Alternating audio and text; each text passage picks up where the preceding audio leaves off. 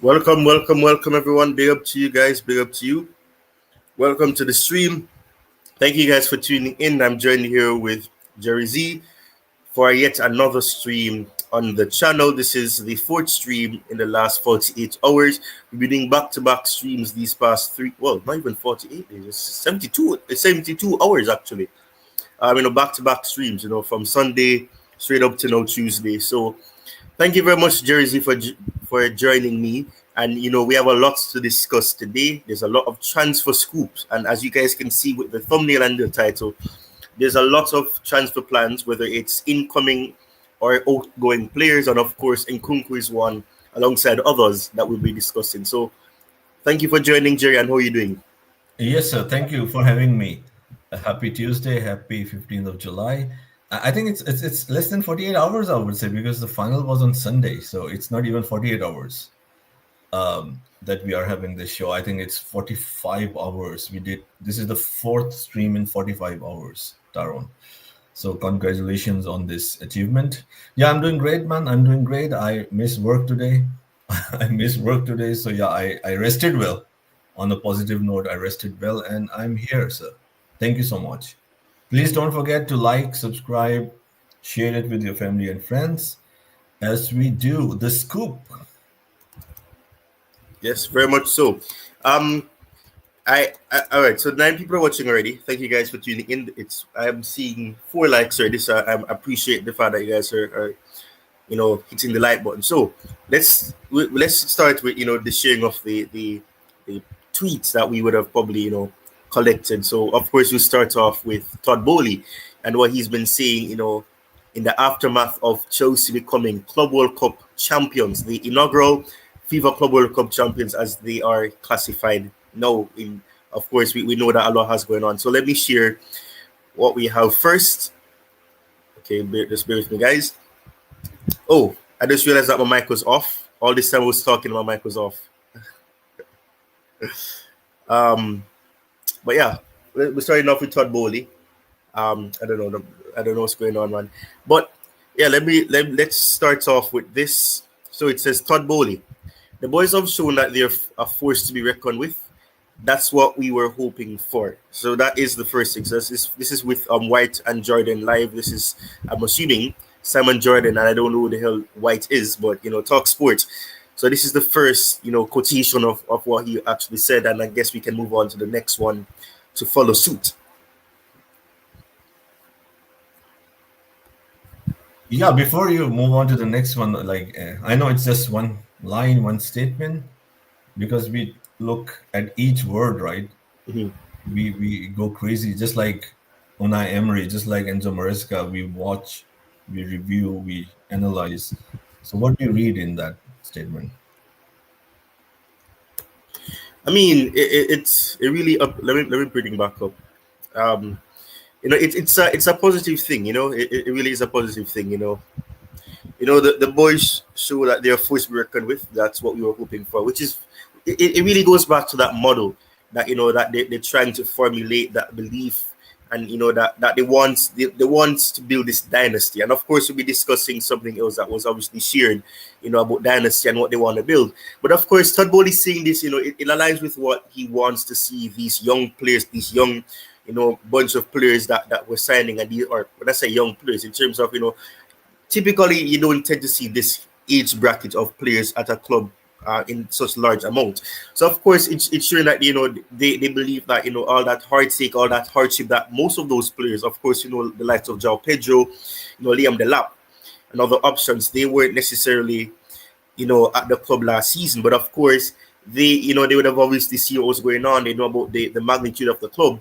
But of course what I get from that is that he's simply saying that they were expecting that they would show that they are supposed to be reckoned with, in terms of they believe that they're slowly building towards a team that can actually challenge teams and actually be start to evoke fear in them. So what I get from that first quote and that tweet is that Todd Boehly is saying that what he's actually seen the players do, this is what they were expecting, with a whole bunch of players that were, recruited, scouted, and of course, it's aligning with what they want to see as well from those batch of players.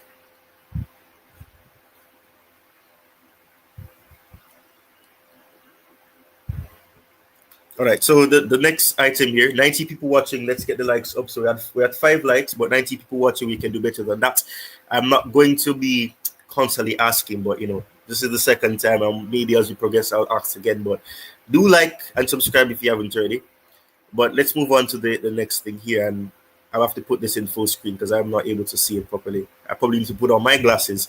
But it says, it is all still hard to digest. It's been so real. The thing that made the day was how well the boys played. They had nothing to lose. They put it all out there. They were so organized and methodical. The plan that Enzo laid out was so well done. The combination of the planning and execution couldn't make me more proud.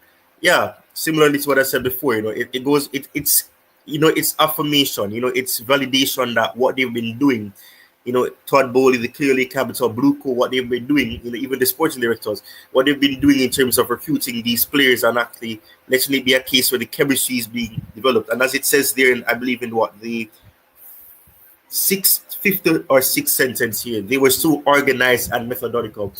It is something that I said, we spoke about this on end, and of course you said it in the preview that we did for this Club World Cup, final, where you need to be in unison. There has to be anticipating when a player is going to make a run. And that's exactly what we did.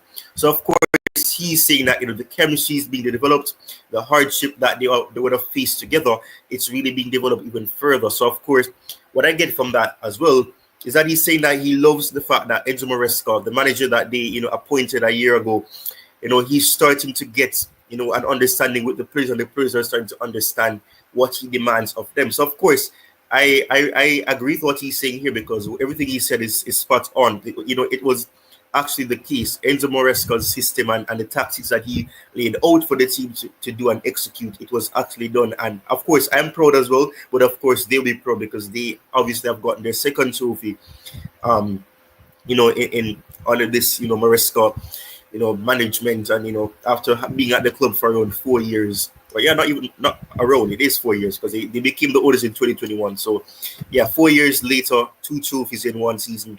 100% they're appreciative of that for sure. You have anything to add?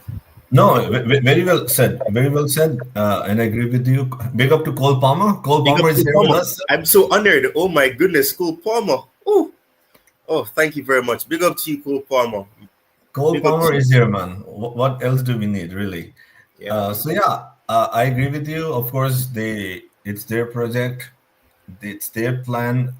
It's Todd Boehly, Iqbali that initiated this plan of the recruitment. What I'm saying, structure of the investing in youth, a long-term vision, and then add that to the appointment of Enzo Maresca. So definitely they're happy that all the pieces are now falling and getting together, and they are shaping. This project is shaping the way they intended, although it took some time. There was some turbulence, but now them seeing winning the Conference League, which is great. But personally, I'm not like that. You will say, okay, the project is finished there, if you see what I mean. But the Club World Cup is a huge trophy, in my opinion. Unlike what people are saying, the preseason trophy, that's still, I don't understand. I really don't understand that. So winning the Club World Cup, beating the best team, at least, which is agreed and unanimously, agreed over the football landscape, is PSG, the champions of Europe, who defeated Arsenal, Aston Villa, Bayern Munich, Real Madrid, Inter Milan, among others, Liverpool, and we defeated them. And in the fashion that we defeated them, it definitely feels right. It definitely, as an owner, you would feel proud. You would feel that the whole plan, the analysis, the structure, the appointments, it's making sense. It's going in the right direction. Yes and no, I would say. It's still the beginning of a long journey. But yes, they are seeing some fruits right now. They have seen some fruits. It's important to feel the wind, to feel the cup. As I said, Club World Cup is a big one, but it's just the beginning. I said yes and no is because the Premier League, Champions League, I will repeat it till eternity, are the two main trophies that a club like Chelsea, a club like Liverpool, a club like Man United need to get and get it on a constant continuous basis, not winning one and then a 10-year gap. This is the aim. And if that happens, then I would say the project is complete, or the project was successful.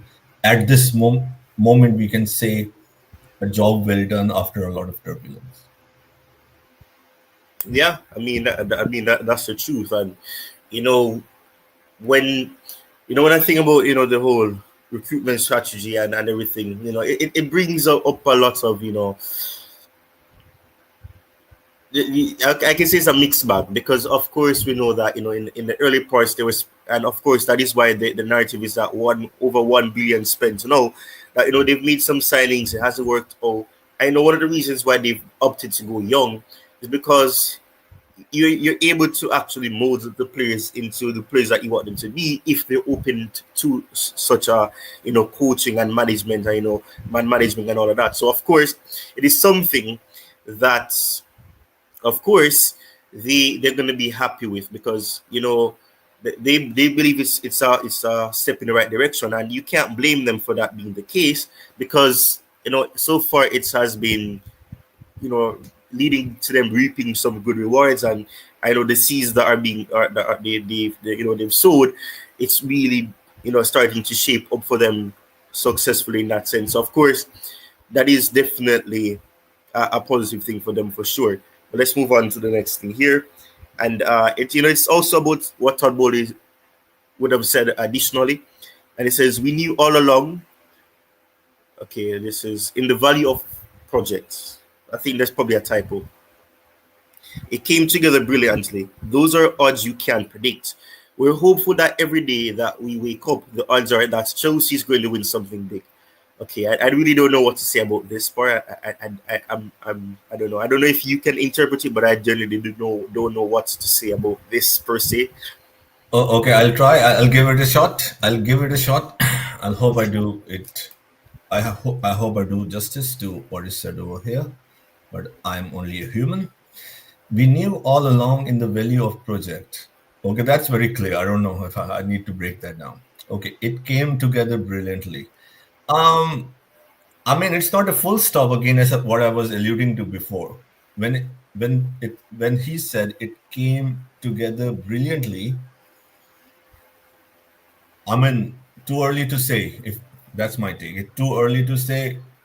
As I said, it came together brilliantly. I mean, if we really talk about the highest level, I don't know. We are not there yet. Those are odds you can't predict. As a man of odds and stats, then I think I understand what he's saying. He's saying like the odds, because we went against all odds.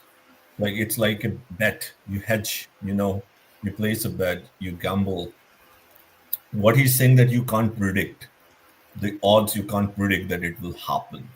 There will be question, there will be skeptics, there will be opposition, criticism, disagreement within the franchise, disagreement among fan base.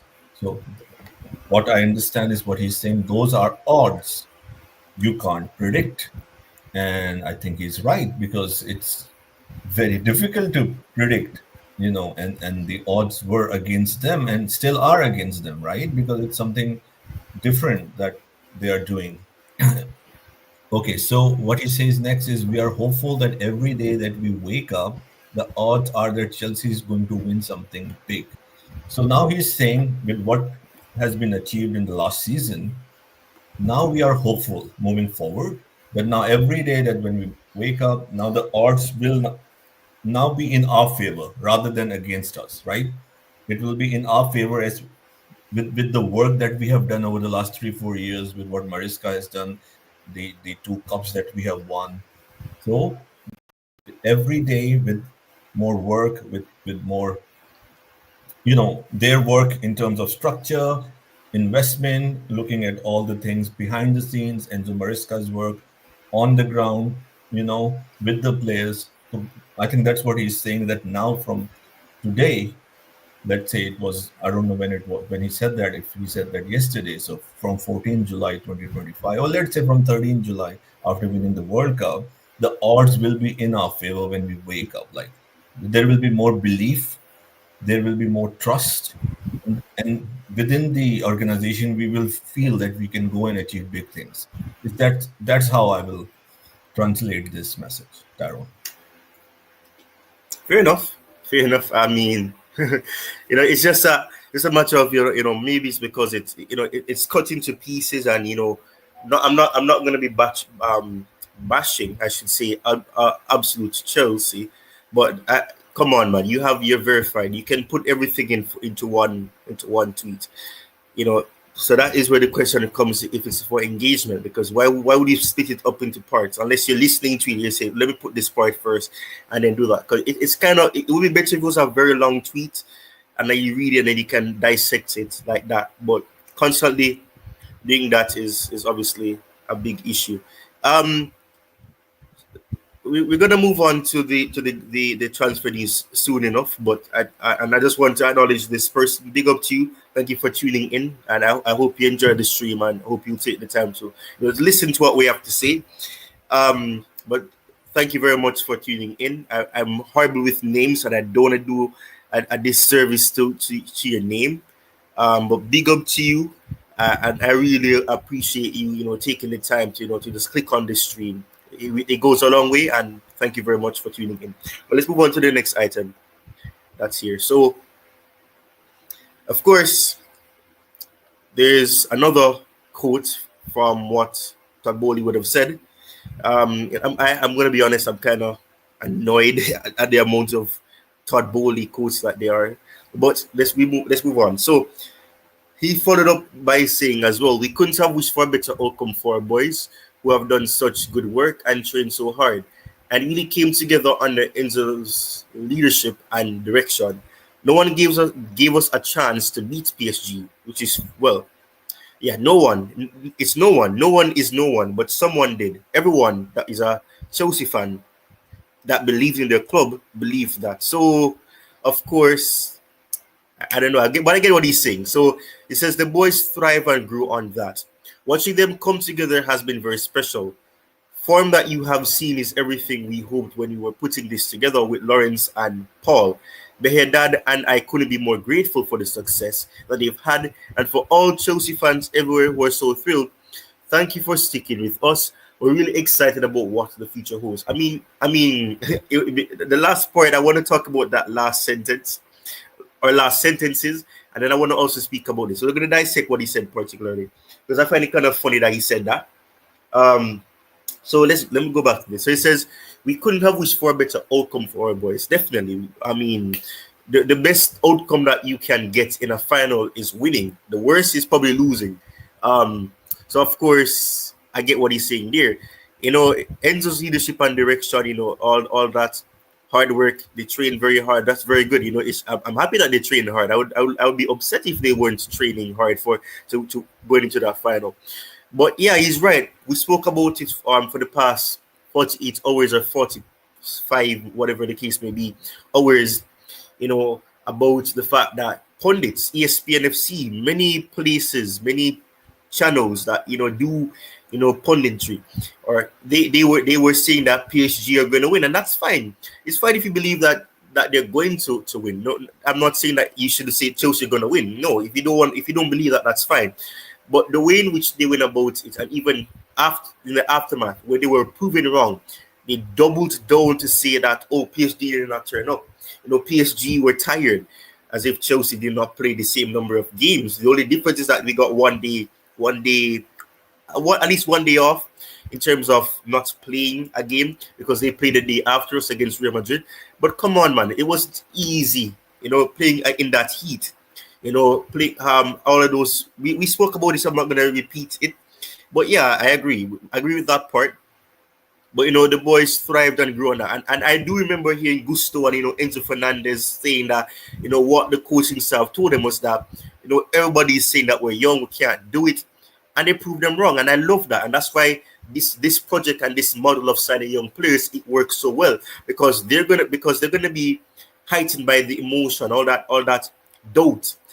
It can go 50-50 though, because some players their heads can drop, they can be demotivated by hearing that, and then some may be hungry to prove these people wrong and say that you are going to be proven wrong, and I'm going to shut you guys up. But of course, Lawrence Stewart and Paul with Stanley, of course, I know that many persons in the community, even though everything is going well, they've doubled down and say that they must be out. I've said with Stanley out, I'm not going to pretend like I haven't, because I don't believe that some things that they've done has been right. But I'm happy that most of the signings that have actually worked out, albeit Joe Hughes having a big part to play in that as well, that they are starting to reap good rewards. And that is very good, because if the team does well, then of course the sporting directors, recruitment, the scouting that they've done, it has actually worked out well. And of course, Behadad and I is very interesting, because we know that there was a big news that came out of Sky and all of that, where we were hearing that there was a fallout, that big fallout, that Behadad Iqbali wants to buy out, he wants to buy out Behadad, Todd Boehly, I should say, and Behadad Iqbali, the clearly capital, they wanted to do that. So of course it's good to know that they're actually on the same page about it, and that maybe even if it was true, they have decided to believe that, okay, let's work as a unit, let's work together, and let's not try to lead to any more division, because it won't help the players on the pitch, not only to help the sport, the sporting aspect of it, and the management team, in terms of getting these players to focus on the on-the-field business rather than the off-the-field business. So of course, that's what I have to say about that aspect. I don't know what you have to say, Jerry, but that's what I have to say about all of this, and I'm hoping that that's the last tweet about it as well. No, I agree what you said. I definitely agree with you over there. And what else can I add to this? So yeah, it's basically a lot of satisfaction as how things are moving, how the skeptics, and when he's saying about no one believed, I think he's talking about the media, I guess, or the industry, that no one believed. So I won't blame him over there. So well, it's all good. It's all good, but to me, it's like there's no criticism on what he's saying, but it's more to do with requesting the fan base or giving a message as the owner that believe in our process. We know what we are doing. We have shown something over here. Together we'll grow and we can achieve bigger things. That's all what I read in that message, Darwin. Fair enough. I want to respond to this because I didn't. I'll try to get the next one. Until then, yeah, please go ahead. Yeah, but the thing is, there are reports, and we're gonna, and I hope he's still that they are still here. Has Chelsea reopened Garnacho and Hato talks? There were reports that came out about Hato, about talks with Hato, and of course Garnacho is one that will not die. It's one rumor that has not died down. You think that even with Gittings being signed, it will die down, but of course Morgan Rogers is one that has definitely come back into the fray of being discussed, that yes, this is the case, that it's going to be happening. But for Hato, yeah, there's been reports saying that they're planning to reopen talks, and that they've been in contact with Ajax and Jorrel Hato's agents and his representatives to try to formulate something to see if they can make a deal happen, which is good, because I really respect and like Jorrel Hato. He's a very good fullback / centre back defender for the broader term. He can play as a centre back, he can play as a left back, and of course we know that he played as a centre back prior to playing as a left back at Ajax.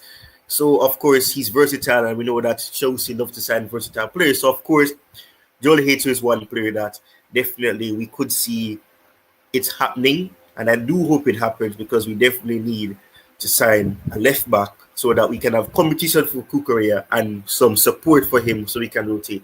Hope that answers the question for you. But let's bring up the next item. All right, so okay, cool. All right, so Todd Boehly's message to Chelsea fans is this: keep the blue flag flying high. Fantastic. Yeah, and I don't think we need to spend long on that. We can probably move on to the next thing.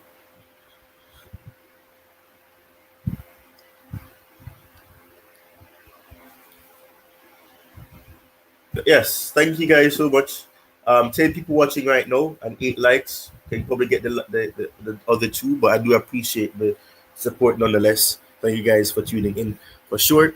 But yeah, as I said, this is a transfer news and also scoop stream. So of course we'll be going through multiple things.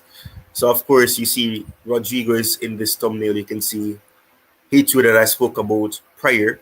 And of course, Christopher Nkunku and Morgan Rogers is one that we have to discuss as well. So the next item here is in regards to the Club World Cup, I believe.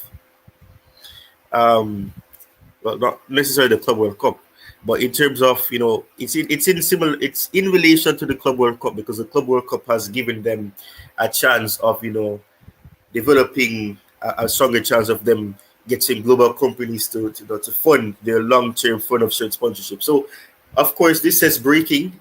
It's from hours ago, so it's not necessarily breaking. But Chelsea are said to be in talks with 7 to 10 big global companies over a long-term front of shirt sponsorship, which could be worth £60 million a year. So this is via Mike McGrath / Matt Law, who works for the Telegraph. And as you can see here, Chelsea eye £100 million kit sponsorship boost after Club World Cup glory. That is the article that was released on the Telegraph. Of course, we don't have much time. But what do you think about this, Jerry? Funnels for sponsorship. We didn't have that luxury, for most of last season. So how do you feel about this? So I'll just say more success, more trophies, more sponsorship, more revenue. Well said, short and sweet. Big up to you, GFC Garvan. Thank you for tuning in. Really appreciate you. It's good to see you in the chat. Big up. I hope you're well and that your day has been good so far. But yeah, man. It's good. It helps the club financially, and that's something that we want to see. And such a caliber. £60 million a year. It'll be fantastic. It's been a long time since we've had a long-term front of shirt sponsor. I did love the 3 UK sponsorship. I liked it. Yokohama tires, I was 50-50 about. But Samsung, we know about Samsung. We know about of course, I'm forgetting one. Adidas. Of course. So it's been a long time since we've had a front of shirt sponsor that's been long-term. But definitely, hopefully it's something that's positive, but of course it's a good step in the right direction financial wise, and it's good to know that Chelsea are going back into a more relaxed and something that fans are accustomed to, which is being able to see some consistency, some stability at the club, because we haven't really had that level of consistency and stability. So long may it continue for sure. So yeah, I think we can move on to the next item. If you don't have anything else to say about that, Jerry. No, it's all good, and that is why it's important to win trophies. It's important to perform well, and of course, Chelsea is a huge club in West London. It's a huge club. It's not that the sponsorship won't be. I mean, it would be difficult to get, but winning helps. Winning always helps. 100%. Yeah. So as I try to share the next item. Big up to Gowan. Big up. Yeah, so let us know what you guys think so far about what we've shared. 13 people are watching. We can do a bit more in terms of interaction. So let me know what you guys think. And, we'll be going into the more transfer news aspects very soon. So, of course, we will be, perhaps the interaction will probably be more there. But, yeah, let us know what you guys think about what Todd Boehly would have said. And, of course, how you guys feel about Chelsea having a stronger chance of a long-term, front of shirt sponsorship. Let us know what you guys think about that. I would love to hear what you guys have to say, and to give you guys opportunity to share your thoughts, because we appreciate interaction here. So Owen Hart, big up to you. It's good to see you. Owen Hart is saying, I would love to see Rodgers and Atu. I mean, Rodgers, I'm 50-50 on, because I do believe that we have enough options on that left hand side. But the thing is, in terms of versatility, because we're going for versatile players, Morgan Rodgers is one that I'll be okay with, but I just don't think it's a necessary signing. He's versatile. He can play on the left. He can play as an attacking midfielder. He can play on the right hand side. I love the versatility that he will bring, but I just don't think we necessarily need another attacker. But of course, that's just my opinion. But let's move on to the next item that's here.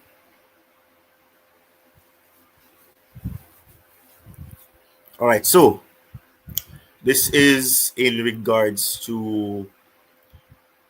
Okay, so this is more so of a news that's also being shared by Matt Law, and it says that Chelsea players are in line to earn bonuses in the region of £350,000 a man for lifting the club World Cup. So that's fantastic. It's good, it's good, and it goes back to the model that they have, that if you work for it, you'll be getting bonuses, and you will be rewarded for it. And that's how typically that is how working should be done. It should be, and we've always said numerous times that the job of a footballer is not easy, but of course it's one of the highest paying jobs, and a lot of footballers, we know this, they get a lot of money even if they perform mediocre. And that's always been street, because in an average job you have to work to be earning a certain amount of money and getting bonuses or being appraised, and of course being appeased in terms of getting a higher salary. So of course I love the model that the way in which they try to go about it, the blueprint that they've set, for the club. And, if you work for it, then you'll be awarded. And so far, we've seen that it's not just saying it for the sake of saying it. They've actually proven that this is the case. They're going to be earning bonuses, and I respect that that is what they want to do. And I massively appreciate the fact that we're actually seeing that stability, consistency, as I would have shared prior. I don't know what you think, Jerry, but that's just what I think. No, I've been a fan of the model, like, so I've been a fan of many things, and sometimes, of course, I'm critical, which I take great pride in doing if I see something should be criticized for learning, for improving, for identifying anything. For as far as recruitment model goes, I've given my opinion a lot of times, and of course, part of recruitment model is incentives, performance-based incentives. Sorry, it's because we are the modern football, right? The modern football is performance-based, result-based. The managers get sacked if they don't get the result. The players are sold on if they are not performing.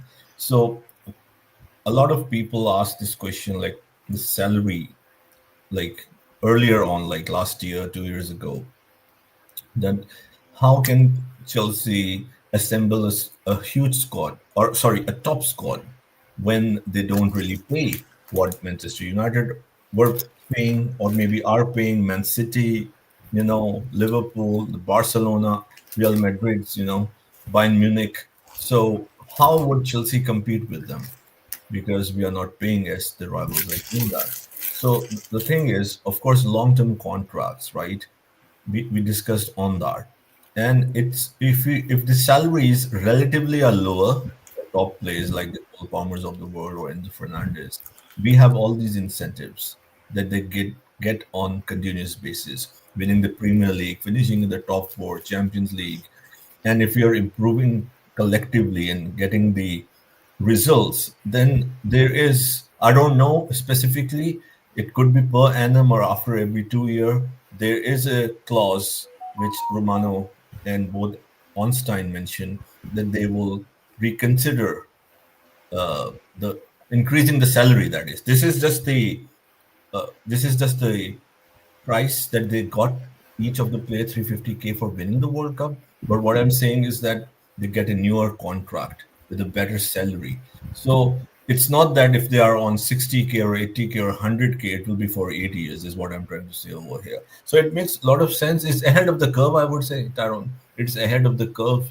And it's also saying to the players, to the Cole Palmers and Enzo Fernandez and Moses Caicedos of this world, that if you are really that great, I mean, in a good way, if you are a world class player, if you think you are Kylian Mbappe, just an example, or a Lionel Messi or a Rodri, no problem. We are here.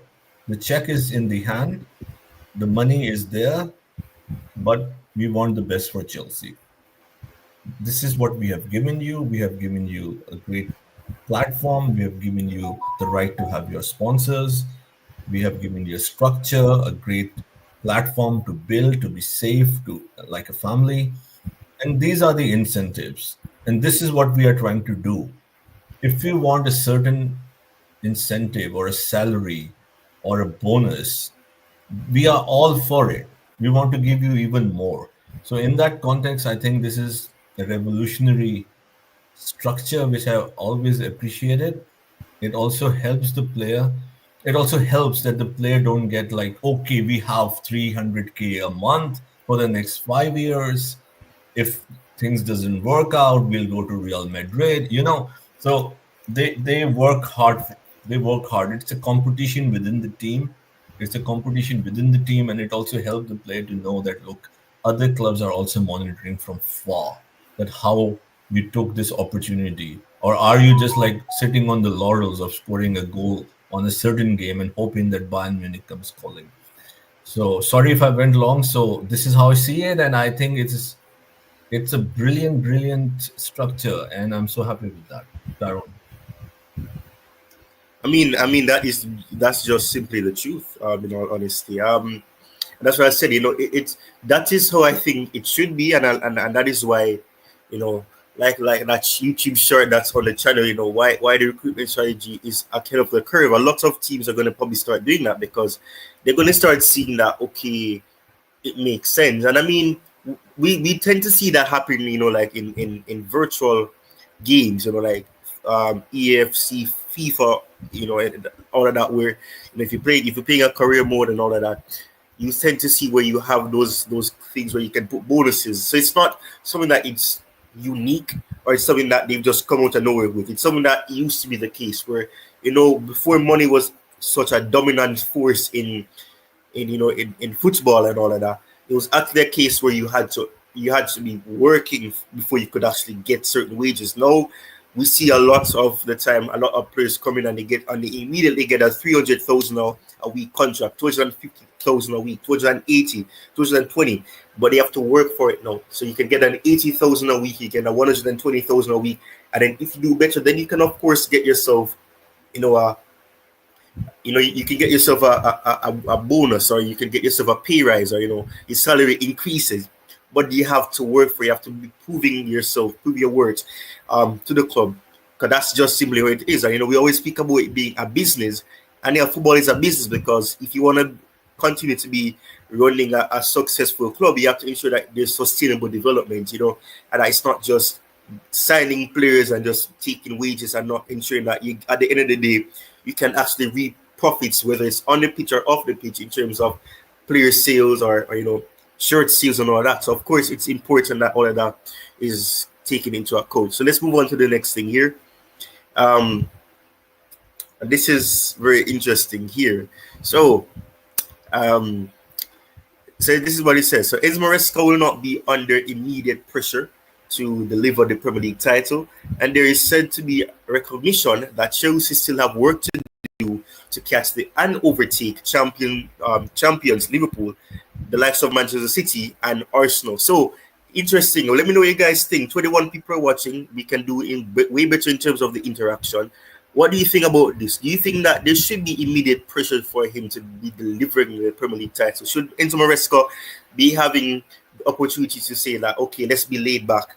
And I think the coach tweeted, the tweet that's been quoted, I should say, or the quote tweet that's below that, it says the expectation within Chelsea for next season will start with finishing in the top four again and consolidating Champions League qualification, while demonstrating progress. So of course, that is clearly been the objective and the expectation that has been disclosed by the owners, and this has been briefed to Matlaw, the likes of Mike McGrath, who has come out by sharing that this is the expectation. So of course, we've discussed this yesterday, and of course, I'm sure that if we find ourselves in a title race, the owners are not going to say no. Don't take us over to that title race. Don't be the title race. How dare you be the title race? No, they're not going to do that. They're gonna say, okay, fine.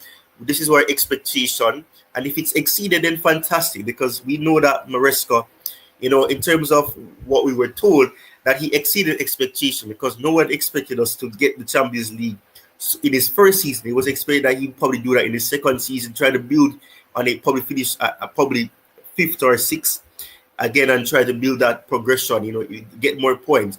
But of course, he's done that. He's exceeded expectation. We didn't finish just in Champions League spot. It was comfortable as well. So of course, that is a positive thing for sure. So I'm not, I don't know. I would love to say that I think we should try to challenge, because if you've exceeded expectation, it should not be that the expectation is that you try to, to get Champions League football again. No. And of course, this is just parts of it. I'm sure that we'll hear more that we should be trying to get as far as possible in Champions League and try to close that gap. As Tuchel would have said when he was the manager, Manchester City, Liverpool, they're the benchmark of the Premier League. They're the ones that you try to catch. And then Arsenal in recent years are another team that you're trying to catch as well. So of course, we know that is clearly going to be the situation. So that's what I have to see. How about you, Jerry? What do you think about this being the case, with apparently Maresca not being under immediate pressure to deliver the Premier League title? Yeah. This is interesting, and I don't really like what I'm seeing over here, to be very honest. Under pressure is one thing. I mean, it's a double-edged sword. Hello? Yeah, sorry, I was hearing my own voice. It's a double-edged sword. Like, of course, he shouldn't be under pressure in terms of, you'll get a sack if you don't win the league. No. As a Enzo Maresca critique, no, that would be unfair to sack him if he doesn't win the league. That would be unfair, definitely. Unless he finishes 7th or doesn't win anything, that's another thing, right? So, under pressure, no, of course, no. You shouldn't be under pressure. In fact, you should be given a lot of backing at this time, a lot of encouragement, a lot of support. So that's fine. He shouldn't be under pressure. But it's a quote from a tweet, right? If we go to that's why I said double-edged sword. The expectation within Chelsea for next season will start finishing in the top 4 again. No, I completely disagree. With all due respect over here, it's the same mentality of Arsenal and Tottenham Hotspur. The top four. And that's what I said when they signed Enzo Maresca, that for the next 5 years, they will say, finish top 4, we are happy.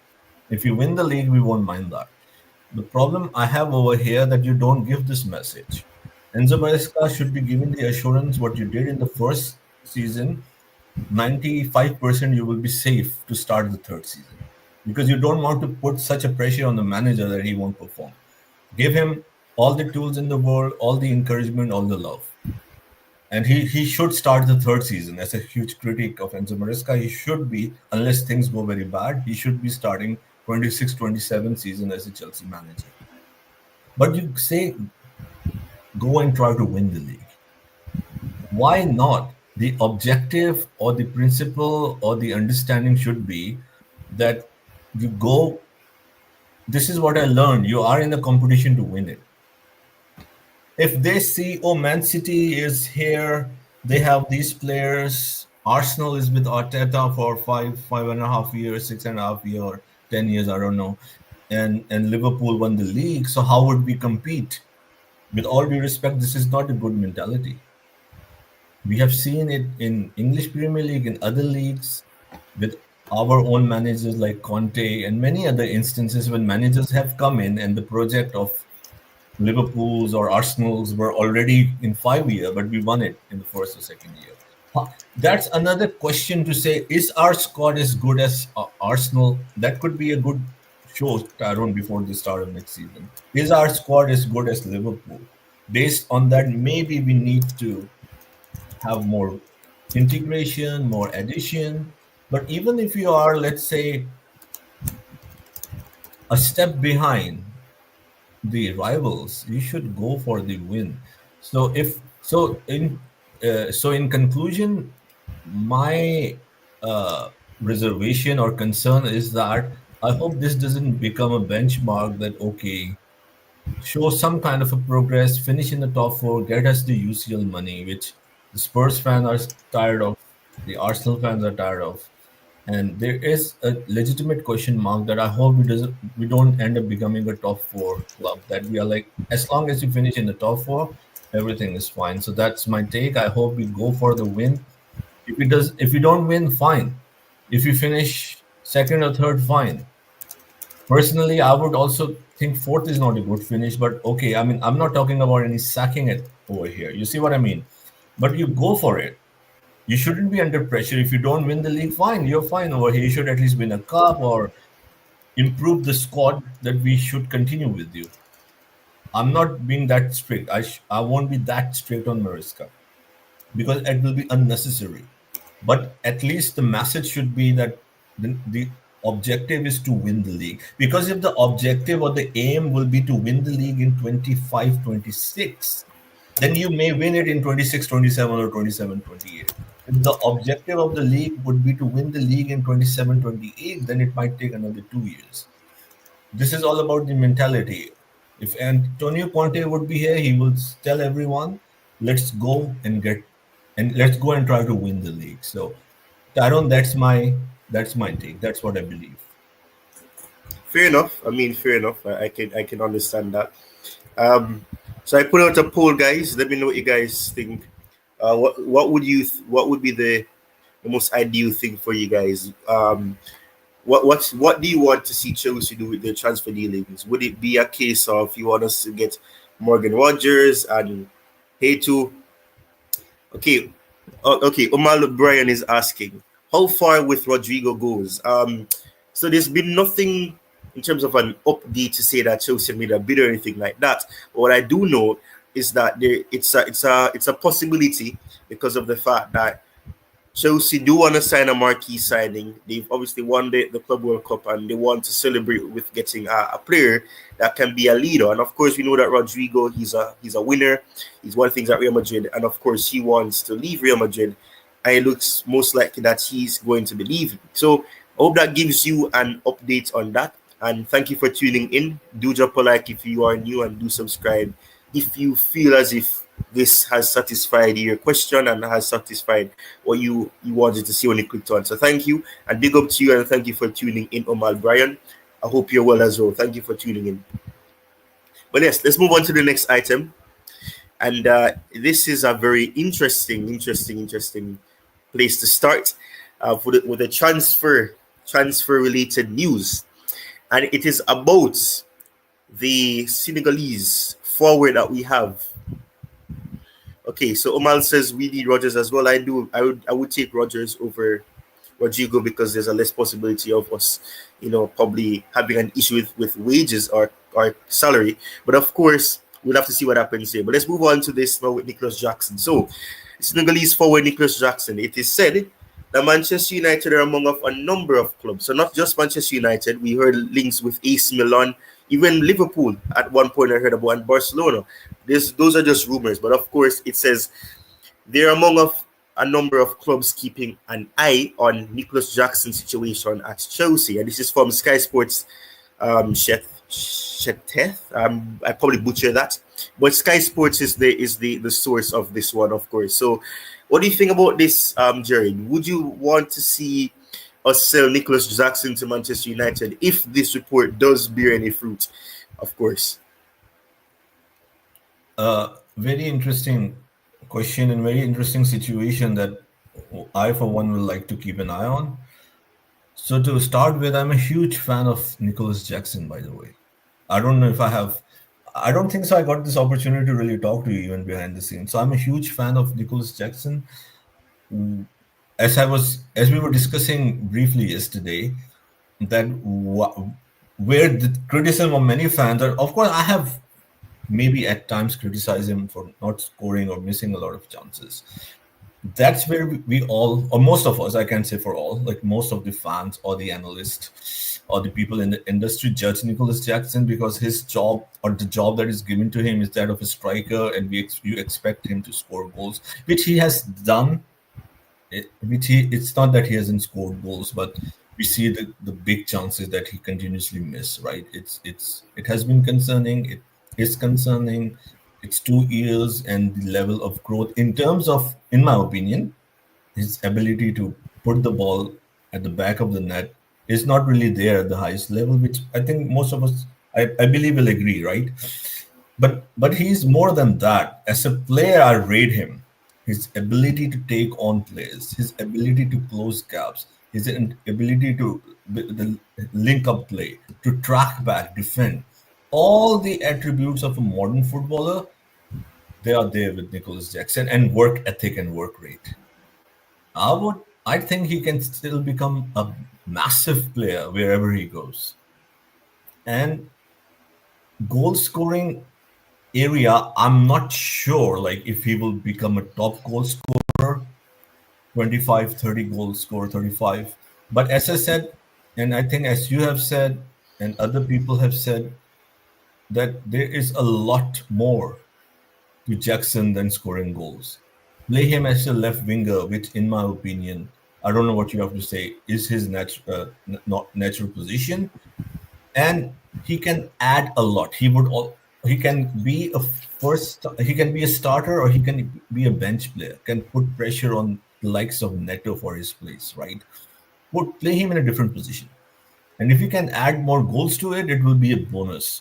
So I think Nicolas Jackson, if with people like probably have given up on him, or they think that he has reached his ceiling, I think he's not even halfway in his ceiling. I do believe I have a lot of, if you want to say, faith or a lot of belief in the ability of Nico Jackson to become a world-class player, even if he's not a top goal scorer with the different attributes that I talked about, Tyrone. So I would love to keep Nico Jackson. And your original question, would I happy for him to go to Manchester United? I don't want him. That would be the last club. I'm sure you know, like that. I want him to go the club that I dislike the most in the world. So I mean, fair enough, fair enough, fair enough. HA is saying Jackson out, and I think I think he came in with a bang too. So big up to HA. I appreciate you coming over to this channel, Chelsea Sessions, and commenting. I appreciate it. I hope you're well, man. Big up to you for tuning in. But yeah, in terms of, okay, we look at what he says in the chat. Let's see what is in the chat first before I respond. So HA also says if Jackson out, Chelsea will win more trophies. Wow. Wow. I guess he just don't like. I guess he don't like Jackson at all. HA. I don't want to butcher this name. What is this? Methonzi Shadow. Apologies if I just destroyed the first name. Please forgive me. Where it says in Chelsea we need Rodrygo and Osimhen. We need few experienced players to help younger ones. I do agree with you. I do believe we need experienced players. Will we get Osimhen? I'm not too sure. I've been seeing there's some interesting aspects where they're about, Galatasaray, and things falling apart with them and Napoli in negotiations. But will we get Osimhen? I don't know. I think that ship has sailed. Unfortunately, I do like Osimhen, but of course, there's a lot of drama surrounding him as a player. So I don't know about that, but definitely, if you could get Rodrygo, I'd be okay with that. He's an experienced head, as I said before you came in. Props. I would love to see some experienced head players that have actually won things with massive significance, and of course, the Club World Cup being inaugural champions of it. These players are going to obviously have that winning mentality being Julian, because they're going to say we've done it against a highly competitive team in PSG, the current champions of Europe. So of course they're going to have that momentum on their side. So definitely they're gonna have that level of winning, that winning mentality and experience. But of course, as you rightfully said, you need some experienced players to help these younger ones in terms of taking them under their wings and say that, okay, if you don't do this, if you don't do that, then of course don't be too disappointed by that, because it happens. It happens for sure. But you follow up by saying this as well, by saying because with Usman or Rodrygo fast, we will win the Champions League. Yeah, I can understand why you'd say that, because he comes with a lot of experience, he comes with a lot of quality, and Usman is a very clinical finisher. So of course, I do agree with you that they perhaps could help us win the Champions League. But of course, as I said, that ship may have probably sailed with Usman at least. Rodrygo will have to wait and see what happens. There's not enough time for a very shocking marquee signing like him happening, but we'll have to see what really happens. So, HA saying, the lot must change that number 9. I don't know what you think, Jerry, but do you think that the number 9 curse, as people say, it's existent, or do you think the lap will actually thrive? So first of all, I don't believe in any curse to begin with. It's just a narrative that people have put out there. So Delap, yes, we have discussed on that. Great talent. How well he will do remains to be seen. A great potential. So, but we know like the number 9 does not really exist in modern football per se, right? It's a collective effort now. But I see what what HA means over here. So I'm sure he'll do well. But it remains to be seen. It's difficult for me to really predict if he'll be a player who will score 25, 30 goals per season. Fair enough. I I hope that answered the question, HA, and well, it wasn't a question. I hope that's satisfying for you, and in terms of the opinion. But HA says number 9 is not good. It's not good for the lap. Fair enough. I can understand what you mean, but we'll have to see what happens. João Pedro has been flying on all cylinders, and of course, the lap on the other hand, he's done very well in terms of making good runs and getting into the box. But unfortunately, he hasn't been finishing as much as João Pedro has been. But of course, that can always change as you go into the season. But on Jackson, of course, I like the player. I've always said that I think he's a good player. We've talked on end, especially with JFC Garvan, about the fact that he doesn't have that striker instinct. João Pedro does, and that goal that João Pedro scored against PSG, it really does let you know that he has that striker instinct. He chipped the goalkeeper. If it was Jackson, maybe he would have probably went straight down the middle or tried to not chip the goalkeeper, and then maybe Donnarumma saves that. But of course, I just think that he started out very, very late, just like Didier Drogba.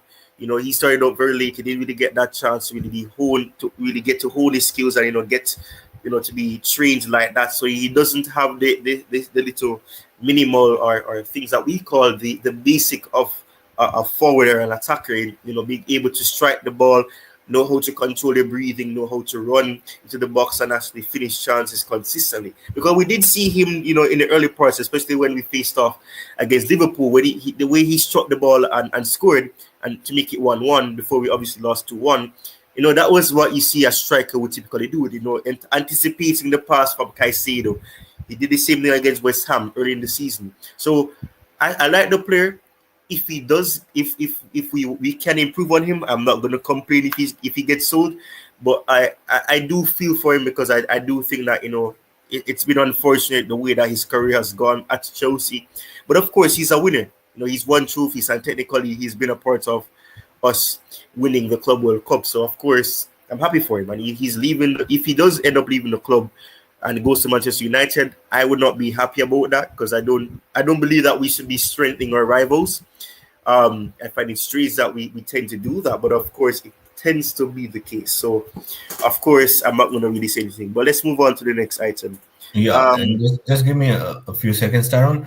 So I want to request everyone in the chat, everyone who is watching or will watch later, to please subscribe if you haven't, like, and please share it with your family and friends. Let's make a goal to at least get to 4K subscriber before the end of this month. Thank you. It's doable. It's doable. There's still around 15 days left. Um, so it's doable. It's doable. But yeah, thank you very much for that, Jerry. HA saying Chelsea must bring big defense player. Let me know who that player would be for you. Let me know what player you want to see. But let's move on to this another player here in Christopher Nkunku. Christopher Nkunku is one that has been rumored with a move from the beginning of this window, and it's not dying at all. So it says Christopher Nkunku is another player likely to leave Chelsea, who featured during the Blues' successful Club World Cup campaign, but is still expected to depart this summer. So interesting. And as you said, we haven't really gotten to talk behind the scenes about players like Nkunku, Jackson, and all of that. What do you think about Nkunku? Do you think that how do you rate his time at Chelsea? Of course, he had an injury that keeps him out for most of the season. He joined us, but what do you think about Nkunku? And how would you feel if he end up leaving? Would you be happy? Would you be ecstatic?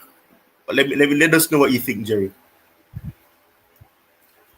Yeah. So I don't really celebrate if a player goes or throw a party, just to be clear, right? So that's on a lighter note. So I mean, when Nkunku was signed, I was one of his biggest fan, based on his work in France for the international team in Leipzig. But again, like he got injured in a preseason game in Chicago, and then he wasn't there for the whole season.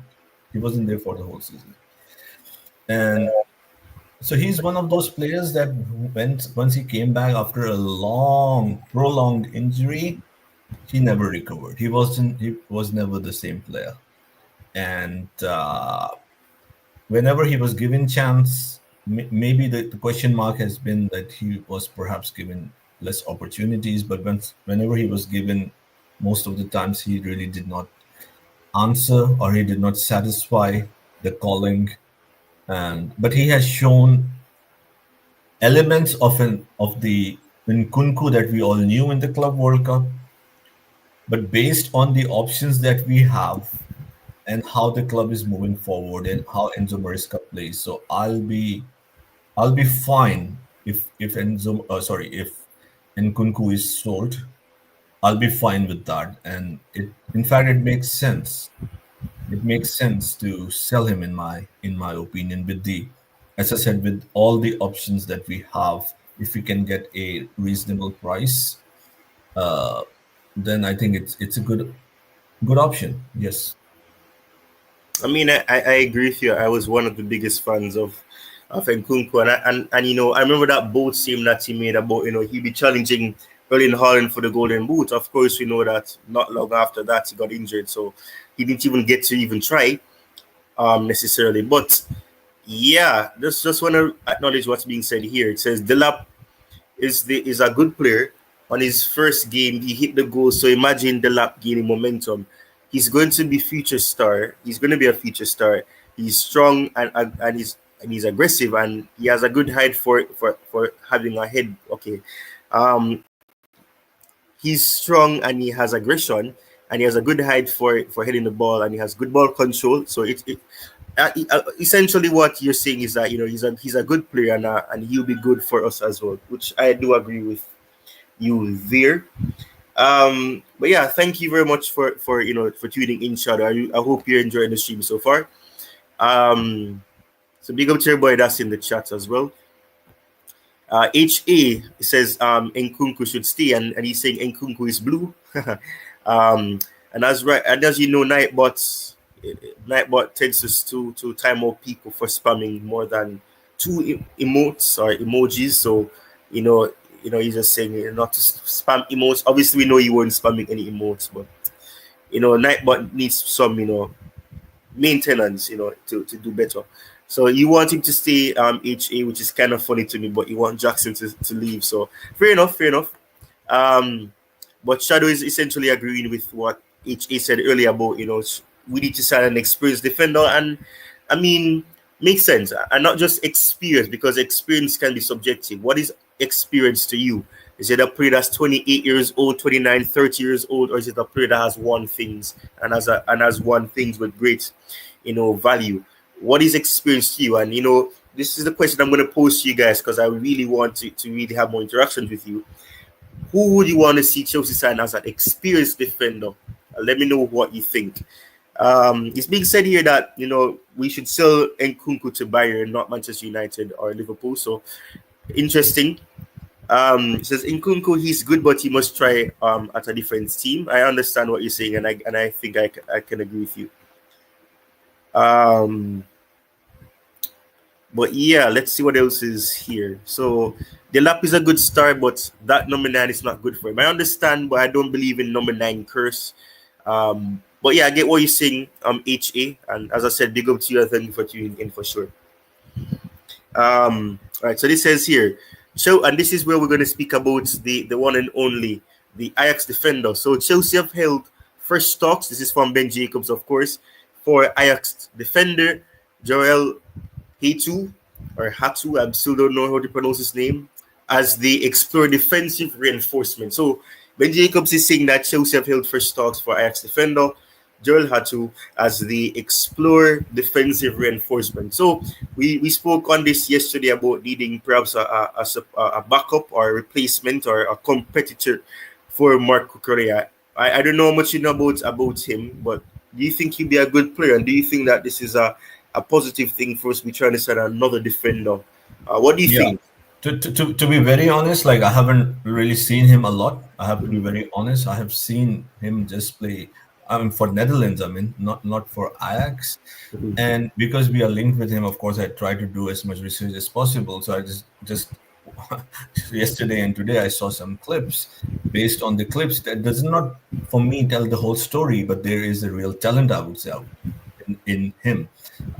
Hato, I think. Or Hato. Sorry, again, we are all trying to get the right pronunciation. So there's a real talent in him. Of course, I need to see more than just the highlights. And he's a left center back who can also play as a left back. So again, my trust in the sporting project and the sporting director is really high from the very start, and it only grew. So again, a lot of us don't watch the Dutch league. We need to see more to know how he plays. I would like to see more of 90-minute games, 2-3 games to really know about the play, because the highlights on the internet, they are usually the best moments. But I think it's a real talent based on what I read about him. So yeah, I need to see more to make an opinion. But I won't mind if the sporting directors believe that we should go for him.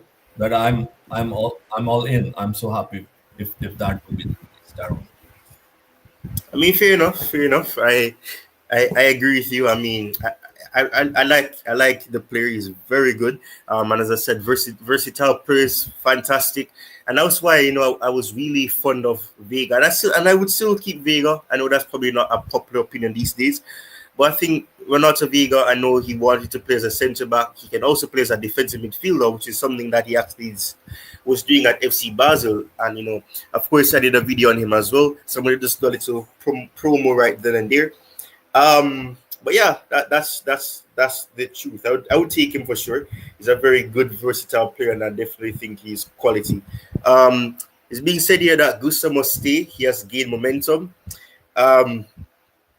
Yeah, I mean, I'm one person that I've never given up on Malo Gusto. I've been frustrated with him, but I've always thought that we need to remember that he's a very young player, and when you give him that freedom to play in where he thrives, then he's going to definitely not disappoint you. And of course, we saw what he did under Pochettino. He played on that left hand side, and he still did delicious.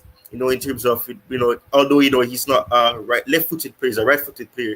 He was able to do well on that left-hand side when we needed him to play on that left-hand side. So, of course, I'm not going to complain about him, and I do think he should stay. But, of course, we saw reports, when was it, yesterday, about Gusto and, links with, what was it? He was linked with Bayern Munich. Was it Bayern Munich or something like that? I don't remember. But we're not going to really speak about that aspect. Bayern Munich, yes. Yeah, right. So, Gusto must stay. you say he has gained momentum, but yeah, and he's a good player. He's very young as well. We need to remember that he's 22, so of course he can still develop as a player. Big up to you, JPT. He says big up TT and panel. To be honest, I think Shields and Maresca's obsession for the City Academy players will have them sign Rodgers instead of Rodrygo. That could happen. I think that could be the case. Hato needs to join soon. I agree with you. One Kuku injury and defense is done. I agree with you. Kukure has been very good, but I think Hato can also play as a centre back and as a left back. Would be very good competition because Kukure can play as a left centre back. Let's not forget he did it at Brighton, but obviously, and we tend to see him do that when we change the defensive structure, where he slots in to make it a 5. I'm not going to go to the tactical aspect, but all of that, all that excites me. When I think about versatile players like Hato, it makes you think about what we could actually see happen, with the back, a 5-3-2, defensive structure and all of that. So, of course, I would love to see him be signed. So, big up to JPT, and thank you for finding the time, to join. I really appreciate it. My NHA approves as well by saying, yeah, Ajax defender is okay. Just okay. It doesn't say it's great, just okay. And yeah, I think we've made it to the end of the comment section. Everything else is just night. But let's move on to Renato Vega, the player that I mentioned, prior, and what's happened with him with a meltdown. So yeah, let's go. So it says here that Bayern Munich. So Bayern Munich is just obsessed with their players. I don't know why, but Bayern Munich have open talks with Chelsea to try to sign Renato Vega, who has already given his availability to join Bayern. So of course, people say that how can you want Renato Vega to see if he's given his availability to join Bayern Munich? How could you want that? But I think he's a quality player, and I don't know. Seeing this kind of makes me want to change my opinion on him staying because I don't really appreciate that being the case. But Bayern Munich is just obsessed with their players, man. Is there any player that we could probably get from Bayern Munich that is good? Since they want so much of our players reportedly. But yeah, what do you think about Renato Vega's whole situation? Would you be okay with him leaving the club, and do you think we should sell him to Bayern Munich? Yeah, I think we should sell him to Bayern Munich again because of the options that we have. I'm talking about the options that we have, right? And he played, 6-7 games for us, then loaned to Juventus. Mm-hmm. And so, of course, if he's not in the plan, my thinking is always that if we are not in the plan of the manager, then it's better if there is an opportunity to move on, unless we want to keep him. There's a reason we loaned him, and if we are still not satisfied, of course the talent is there, most of the players are good, and we have to see the player that can fit in, can be our first choice. So again, it's right now it's too early to say how true is the report. First of all, there could be some rumors as well, and what is the interest, what is the understanding on Chelsea, from Chelsea's board, Enzo Maresca. So as you said, he's a good player, but there are so many good players as well. Can the good become a great? Is he someone that is part of Enzo Maresca's plan? So when I said sell him, is of course we have to sell certain players, right? We don't want to keep all the players, right? So with him, I'm fine if we get a good price and he's not part of the plans, because we do already have a lot of options. And if we want a defender, then again we have to upgrade, I would say. But still, he is with us. Again, it all depends on how Maresca sees it. And in Juventus, his performances, they were really good over there, right? So it's tricky. Sometimes it can become challenging, and especially for fans, because they are so associated and connected with the players. But again, we have to see who's the right fit, who is not. Again, as I said, he played 7 games for us, and if we have to move forward, compete for the best price, then we have to make tough decisions, Tyrone. Indeed, and it's like what's being said here. We need to sign more players because the injuries and key player health problems. So we need more players. Yeah, I mean with Ronaldo Vega, what I saw of him at Juventus, I think he had a few injuries as well. He's a promising young player. He's very young. So and the thing is that we just signed him last summer from FC Basel. So it's very interesting to me that's even the case, man. But yeah, it's very interesting to me that is the case that we signed him literally last summer and this is what's happening now. I don't know, man. It's kind of odd to me that this how things have just gone south with him. It's very strange to me. But yeah, let's see what else is being said here. He says yes. Other players we must sell them because they don't get game time. So in other teams they can get to really shine. So yeah, big up to you, and I'm appreciative of the fact that you're interacting with the chat. I really appreciate you taking the time to really interact with us. But yeah, I think if we get Jorrel Hato, it'll be very good to see Ronaldo Vega leave because we'll be getting a player that offers you the same or similar versatility in terms of being able to play as a centre back, play as a left back of as well. So let's see what will happen there. But I guess we can just take the time to evaluate our options, evaluate the players that we actually have there, and then we can proceed with that. I don't know what you think, Jerry, but I think if we have Joel Hatu coming in, and of course Renato Vega will of course be a player that will be okay to see leave the club for sure. Yeah, of course, that is the whole plan of the project. It's not like a selling club. It's like to, you know, buy a lot of talent at a very reasonable price, try to see where they fit in, send them on a loan, try to see how the team grows as we have seen, and then if a right price comes, you sell them, right? So I think it's a perfect model. So it's a great plan. You circle things, you filter things out. It's you maintain your finance at the same time. It helps the team to grow, and you get to see the players that you want to keep. You can see the players that didn't work out. We even sold them at a great price. Like you can see Kai Havertz or Noni. Kai Havertz is of course from 2 years ago. Noni Midweke, So business is being done in a great fashion. It's business, right? Where I am really like, you can say emotional is when it's a homegrown player like a Conor Gallagher. That's like you really connect with those players for obvious reasons when the player is playing from 4, 5, 6 years in the youth system in the academy. But of course, we have to sell players, right? Some of the criticism from the fans earlier on was that we hope Chelsea don't end up being a selling club. No, they are doing the business in the most optimal manner, and I think it's great. If anything, the sporting project, and I think you agreed with it. It's really is ahead of the curve. It's something to be really proud of, and as this tweet you can read, and we can further connect the dots how the project is going and what we should be expecting, Taron. Yeah, I mean, yeah, as you said right here, this item says Chelsea will keep trying to sign the best young talent with a view to grow with a view to growing a squad that can become one of the best and most consistent in Europe.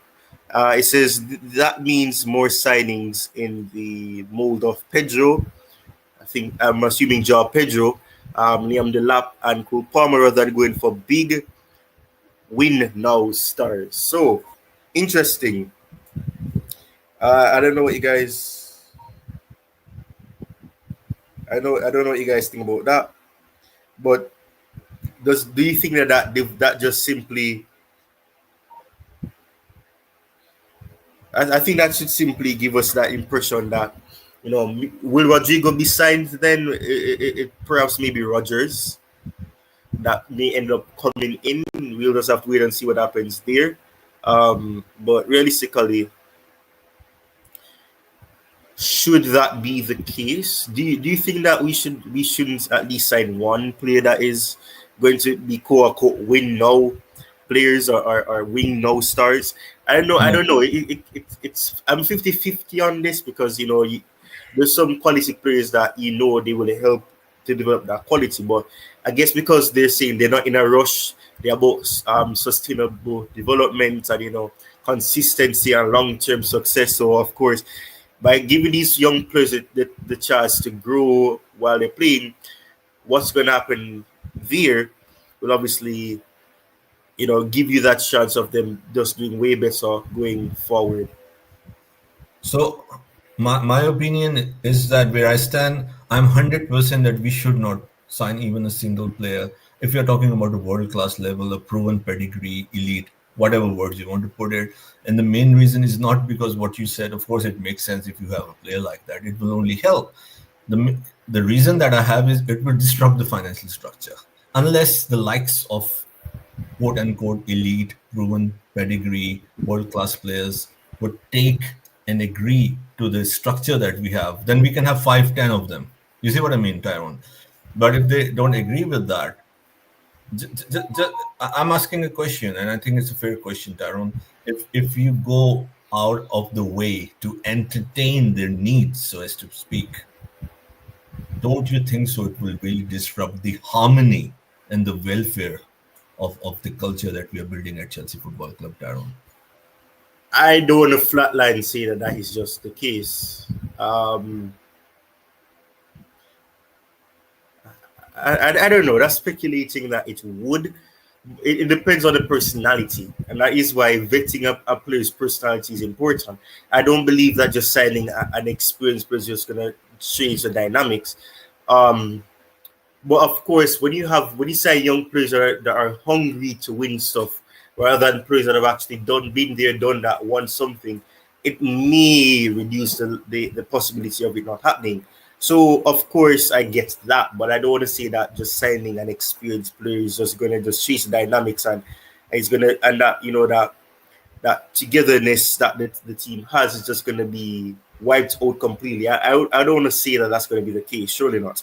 But young players need mentorship, and of course we know that the assistant managers and the persons that are on the coaching staff are, of course, players that with either had connections with Chelsea before and Willie Caballero, among other options. But I don't know. I'm 50-50 on it, but I have no problem with it with signing young players, because if we keep signing players like Joe Pedro, likes of Cole Palmer, Liam Delap, and other players like that who we've actually been able to see come through. Of course, you have Mamadou Sarr. Will Mamadou Sarr, another centre back that I think we perhaps have forgotten is at the club. Is that going to be the case? Is he going to be able to unload and we're going to sign another centre back? All of that is things that you have to consider as well. But yeah, I don't know. That's just what I think. That could be wrong. I'm open to being corrected if I'm wrong, but I just think that that's just the case.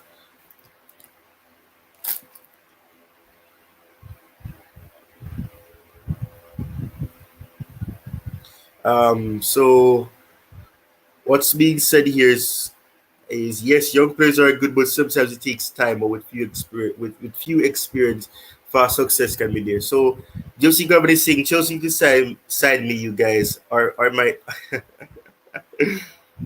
Chelsea to sign me, you guys, or my you are oh okay. Chelsea to sign me, you guys are my agent. What are you guys doing? Yeah, I mean, I'll follow you. I'll follow you. I was telling Jerry this before about who reached out to me. So maybe I can probably hook you up. They just fly you to the UK and you become the assistant. Oh yeah. Oh wow. Look at that. New era says love the lions in the suits. You see, Jerry say the people loving the lions in the suits, man. Thank you, New Era. Thank you. Really appreciate it.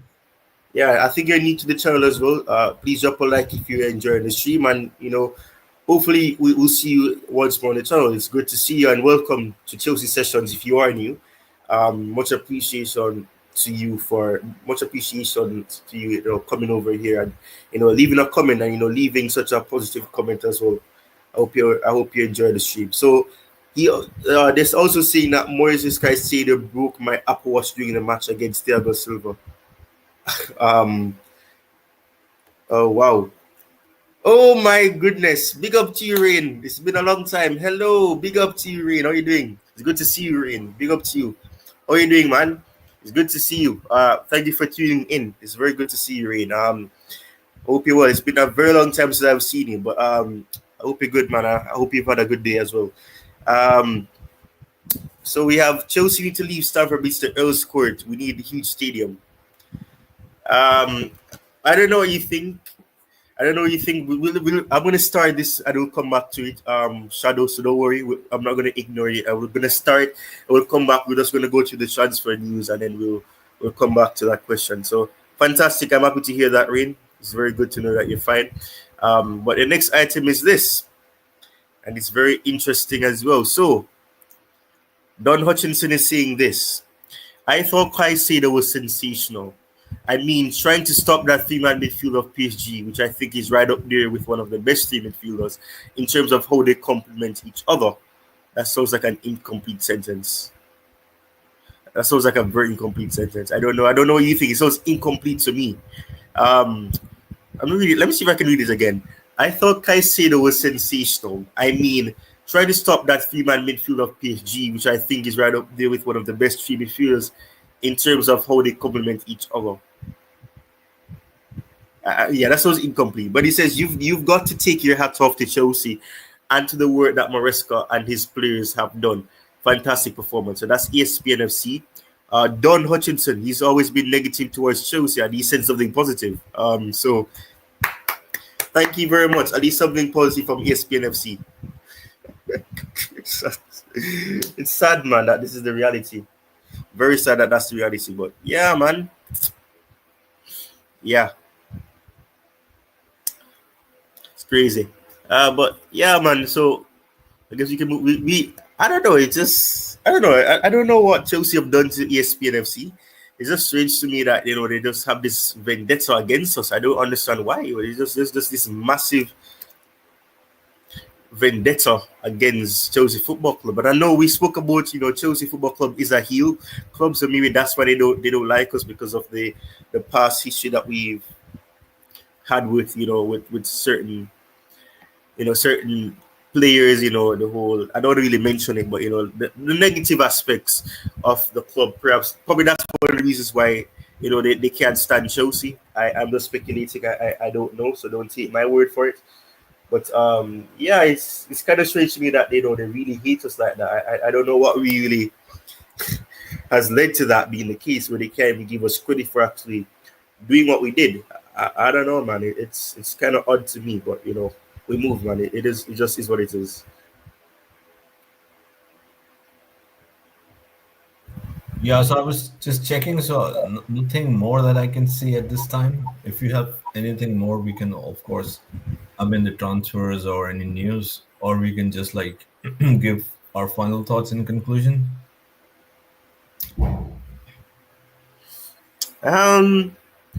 I think that Or maybe a recap, if you want to just do a recap, I mean, there are a lot of things out there, though. Sure. So send it to me. I'll definitely share it then. All right. So there was some news. It's not necessarily transfer news, but it was some news that our number. Well, it's not number 20. I was always say our number 20. But number 10 is now. He has gotten himself good publicity and good marketing, being done here.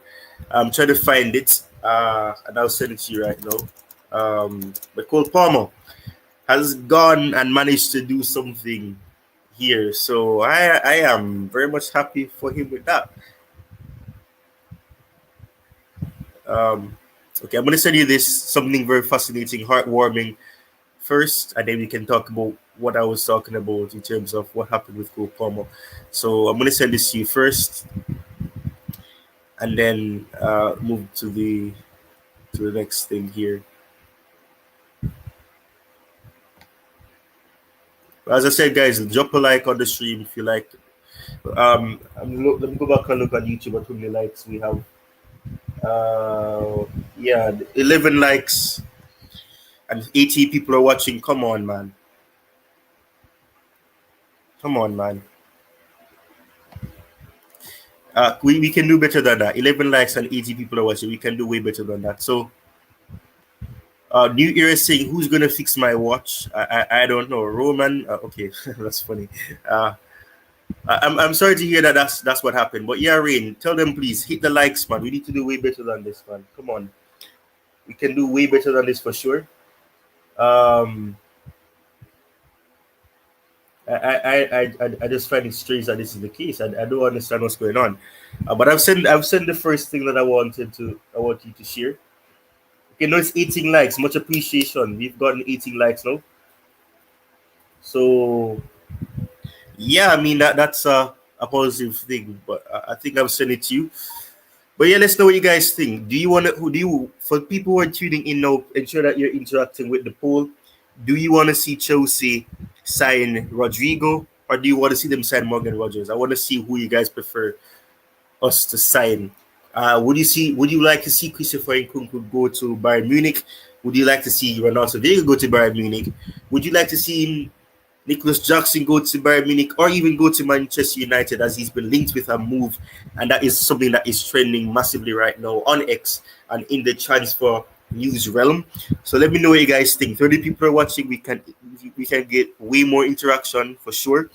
But in the meantime, I want to just take the time to invite you guys once more to ensure that you check out the player profile videos that I've done on the signings that we've already made. You'll not be disappointed. I've done a lot of player profile videos on the transfers that we've made. You'll find one on Cole Palmer that's probably outdated now, but still tells you a lot about his game.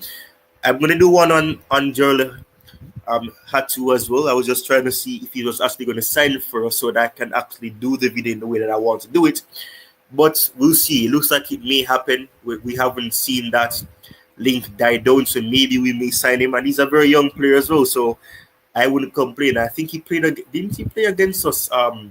Or am I mixing? Or did he play against Arsenal? And I think it was us. I don't remember. But I could have sworn I saw him play against Chelsea.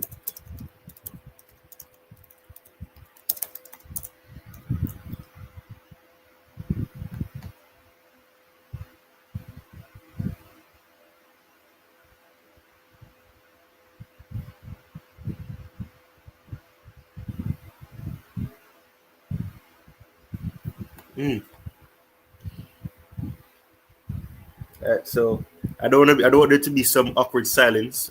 Yeah, I know. Sorry, like the weather could be turbulent at times, so we have to navigate through it, and we'll do so. No problem with that. Okay, let's keep the focus. Yeah. So here's it. So.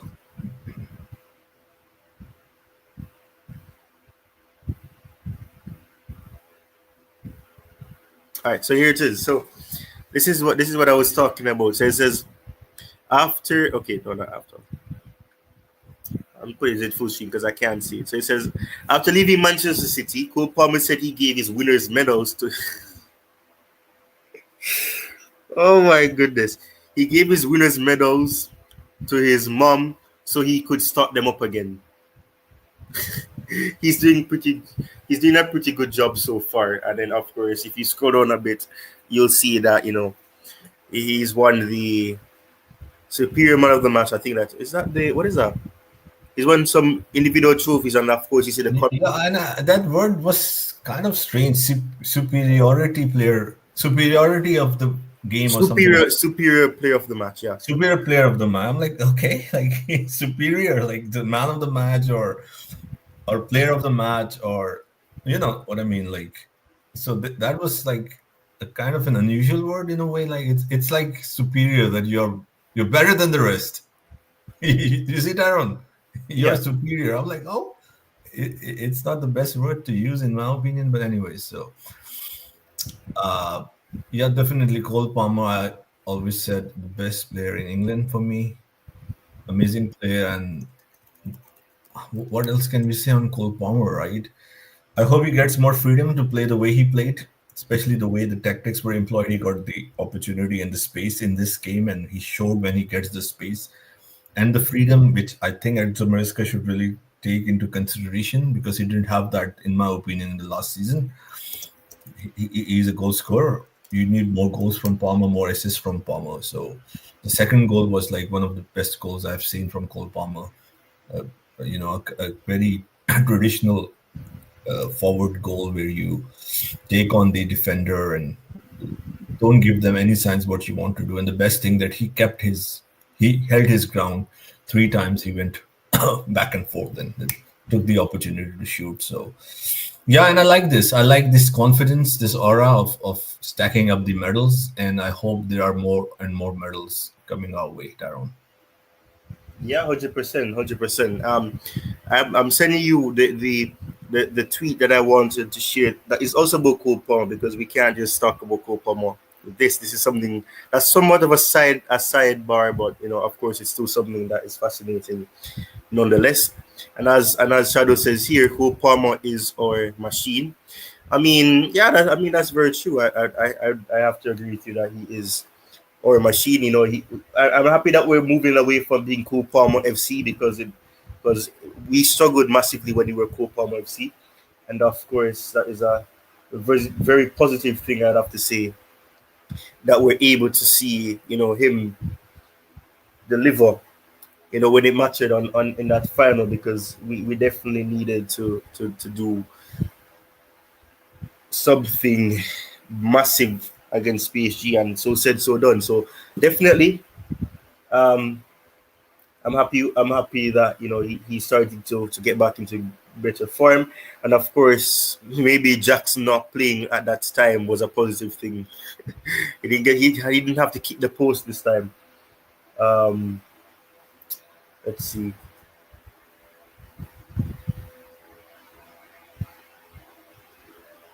Yeah, please let us know in the comments what do you like so far about the transfer, the rumors, and the business that we have done, even the sale of Doni Medweke.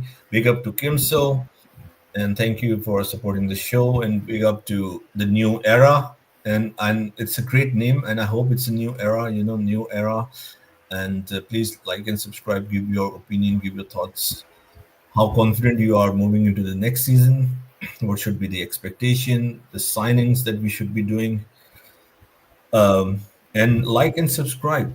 It only takes a second or two. Yes.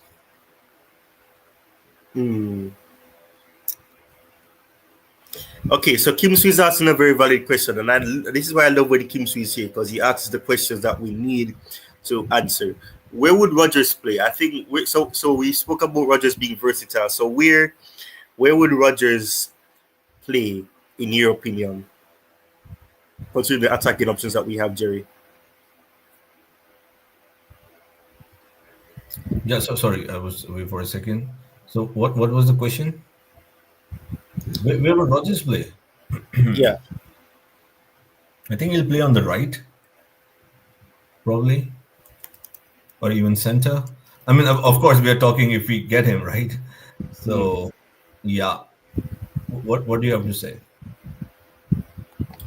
He could play as an attacking midfielder, like in competition with Old Palmer. He can also play as on the left hand side, the right hand side. So he's versatile. So this place, and we need. The thing is, no, I think the thing is we have. Let me count how many players we definitely do have. The players that we know for a fact we do have. Um, keeps me saying certain tonight, but so we have Gittings, who we haven't seen even kick a ball yet. We have Joe Pedro, Liam Delap can probably play. Should be playing central. So that's not a wide option. You have Cole Palmer, who's an attacking midfielder.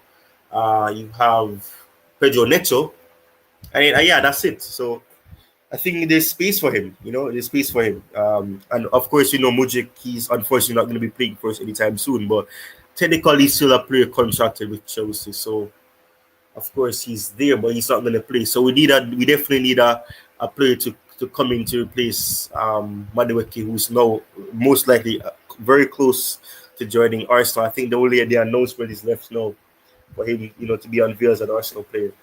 But yeah, it's very possible that he does that.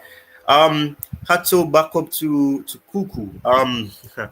Well, backup is not a term I've always liked, but competitor, yeah, and I think he could be a very good player to compete with him. We just need a left back. We need a competent left back. And of course he can play as a centre back. So of course I'm not going to complain about him coming to the club for sure. Why would I complain about that? Let's see what else you said here. So next season, top 3 plus cup. So you've come up on the later side, Kim Soo. We looked at the expectations that were briefed by Matt Law, and he said that getting Champions League football and of course trying to make some progression as well is the expectation, and that there's no immediate expectation that we should be challenging for the league. That's what was briefed. Paraphrasing, of course. I don't know what you think about that, but I do agree with you. Let's try to get a domestic cup. We've won the cup. We've won some cups. So let's try to get more, trophies. Let's have this for Kim Soo. Kim Soo deserves this. Let's have this for Kim Soo to get the update on this that we discussed for a second. Okay. Right. So it says the expectation within Chelsea for next season will start with finishing in the top 4 again and consolidating, I should say, Champions League qualification while demonstrating progress. So this is what has been said, Kim Soo, that this is the expectation, the objective that should be met. So I don't know what you think. Of course, Jerry says that he's not too sure about that, but I do think that I agree with the fact that we should be trying to win at least a cup. I think winning a domestic cup is something we should be trying to do. We haven't won a domestic cup in 7 years. The last domestic cup we won was the FA Cup in 2018 with Antonio Conte. So another Italian win us another cup. Fantastic. I would love that. So we need a domestic cup again. So let me know what you think, Kim Soo. Do you agree with that expectation?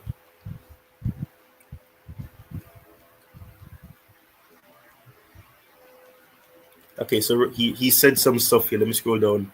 Where is it? So he said, okay, my thing is a bit frozen. Okay, so it says he can be a sub because we have Estevo and Gittings. Oh, well, I think that's in response to Rogers, the question on Rogers. He can be a sub. Will Estevo bench him? Can Gittings bench him? We'll have to see. Competition is what we need in this squad, and I'm happy that we want these type of players for sure.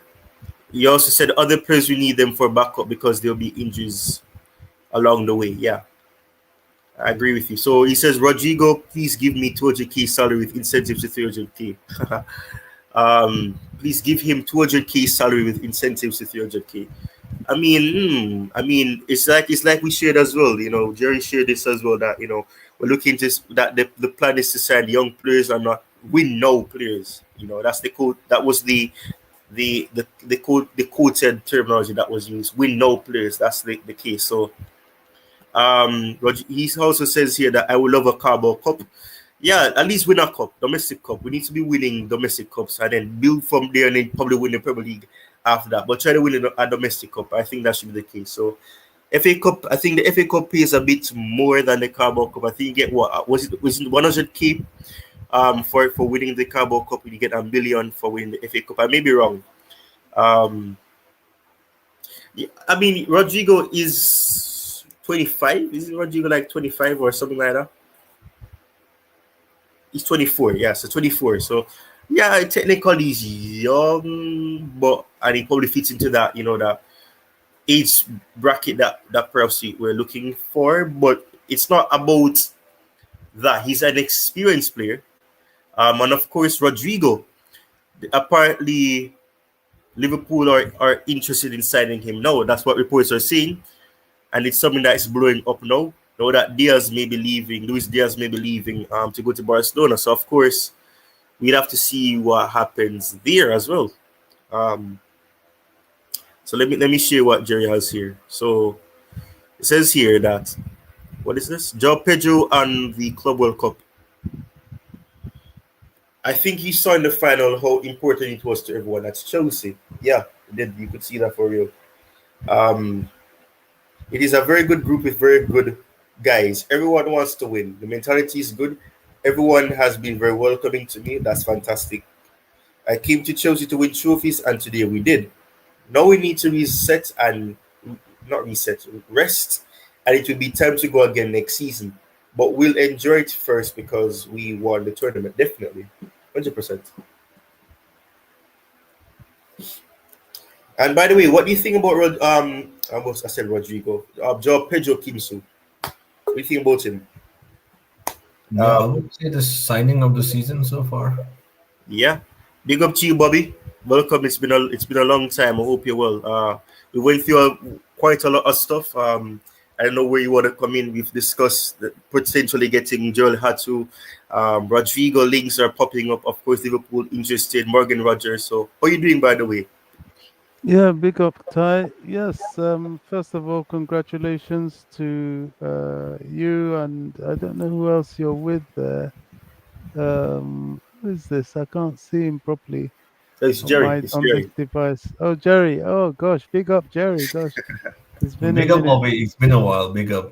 Hope you're doing well. And yeah, very well. We're all still celebrating over this absolutely remarkable achievement that our rivals, especially those that didn't qualify, are trying to minimize and gaslight and say it's not important and it's rubbish. The Club World Cup, the FIFA Club World Cup, is going to be, if not already, the biggest club competition in this world. It will rival, if not surpass, the Champions League as time goes on. It touches global football bases. It will touch a global fan base. The money in it is exceptional, and the good thing about this money is that it goes to continents where football isn't quite as developed as ours here in Europe, and it helps them. For example, that team from Auckland, the part timers, the millions of pounds they got for their participation is going to help them, might help with a better training ground, might help with various other things, maybe pay some bills, some debts. It can only be a good thing, and it will improve, it will get more recognized, it will get bigger. It's certainly recognized. It's just some of the fan base and their media for us here in the UK are full of sour grapes and jealousy. Look, this is an opportunity for us. As far as sponsorship is, despite the money we've earned in the competition already, this is a good commercial opportunity. Sponsors should be attracted to the club now. We have a good negotiating position. We have a crest as world champions for 4 years. That's a platform. Americans like winners, and we've won this on the home soil of our owners. The comical situation of the president photobombing our trophy lift. There's got to be a commercial opportunity there. There's got to be something. There's money to be made here, and we should exploit it to the fullest. I'm glad now the players have gone for a rest, as albeit it's going to be a short one. Our objective has to be now proper squad management, squad planning. We need strength in depth. We need to rotate the players because we've got tired players. We're going to more or less start our preseason in the season. We need to avoid injuries because, if truth be told, what scuppered a lot of our season was injuries because we'd been hit in that December January period where it gets really rough and tough in the Premier League. So the future looks bright, but we must be able to rotate our players. We must get behind the ownership, stop complaining about any of our favorite players being on the bench, like all that nonsense that happened with Andre Santos when he'd barely been here. They will get game time this season. There's a lot of games to play, high level games at that. I think all of us as a fan base, we have to be so happy with what we've done, but we realize that the work barely has, I mean, has just started now. We've got a season where we can really land our mark. Yeah, I mean, and it aligns with what you said. Aligns with what Todd Boehly would have said on Talk Sport. Um, well, was from a few hours ago, but it says, he couldn't wish for a better outcome for the boys and all that, because of course, it helps, and it's really good because we both know that, in terms of what the community, the football community, and the Chelsea fan community, online, of course, they haven't really been convinced by the owners, of course, winning two trophies in 2025, to ring in that 4 years that they've been at the club. It's something good for them because it starts to give fans that belief that, okay, these owners actually can bring success to the club. And, it's about patience, as you mentioned with Andrea Santos. And I have to be honest, I found it kind of strange what Maresca was saying. I get what he means about, uh, Santos needing time to gel with the team, but I just didn't think it was like he was doing a university course where he needed so much time, because it wasn't like he never had preseason with him last summer. He did, but at the end of the day, I mean, patience is required, and this is the perfect example that patience does pay off. Not just winning the trophy, but Well, also for the bonus. Go on. well, Go if on. I may, if I may explain what that's about, that's very important. With a team, this is a team sport. Mhm. And Enzo Maresca has understood, just by example, by the way we've played PSG, that the players must be so familiar with each other that they should be able to switch tactics in game, before games, halfway through games. That flexibility of tactical formation will can only come with rehearsals amongst yourselves. Now, if you've been away for a whole season playing somewhere else, you're going to need time to fit in.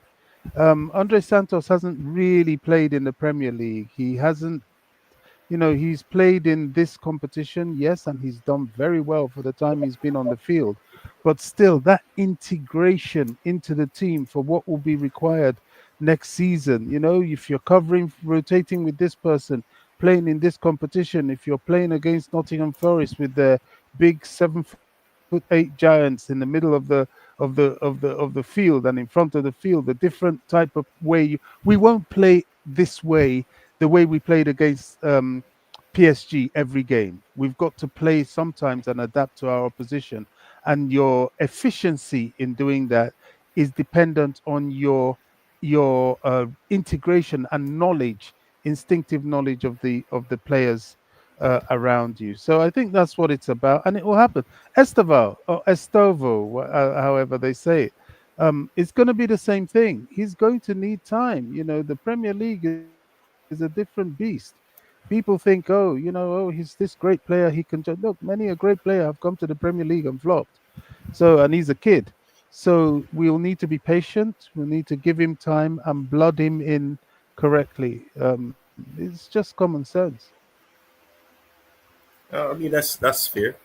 I don't know. I don't know what you think, Jerry, but I think that's a fair point. And that's why I'm saying that, over time, as much as I had a difficult time understanding what he meant, Maresca, about all of that. Eventually, it made sense to me that, it's just about, patience, and, as you rightfully said, Bobby, if you've been away from the team for so long, it's going to obviously take you time to get back into the groove of actually playing a certain system, because you've not played that system for an entire year. And as you rightfully said, he didn't really get that opportunity to really play in the Premier League that much, and that's why we had to, cancel the loan that he had and then send him to um Strasbourg, because it wasn't working You know, at I think it was which team was it? Was it Nottingham Forest at first, and then we went to Strasbourg, or something like that. I don't remember what it was. It was Nottingham Forest. He wasn't given any game time at all there. Right. So So yeah, so I completely agree with Bobby. That's how I've always looked at the game, and that's the tried and tested way. That once the players bark, didn't get the game time, there you integrate the players slowly and gradually, first of all, it could be it is physical English Premier League, right? And it's not as straightforward. Even if you have all the wealth of talent, it's most of the time in most circumstances it's very difficult to get straight into the team. And not only that, you have to understand the mechanism and how the team is working together, the structure, the tactics. So it's a very natural process in football, and that's how the managers cleverly, work with the players to ensure there could be a gradual integration. So I completely agree with Bobby. yeah, 100%. Um, right. I don't know. My screen is frozen a bit, but okay. Let me share this. Right. So Bobby, as I said, we mentioned a few things. So we spoke about Nicolas Jackson. So I wanted to get your thoughts on this. So apparently Manchester United are interested in him, and there's a number of clubs apparently that are keeping an eye on Nicolas Jackson's situation at Chelsea. So what's your whole thoughts regarding this? Um, for me, personally, I don't want Jackson to go. I think he still has a part to play in the Chelsea strike force. He's had two seasons without having any sort of competition at all. Now he's got real competition, and there's rotation.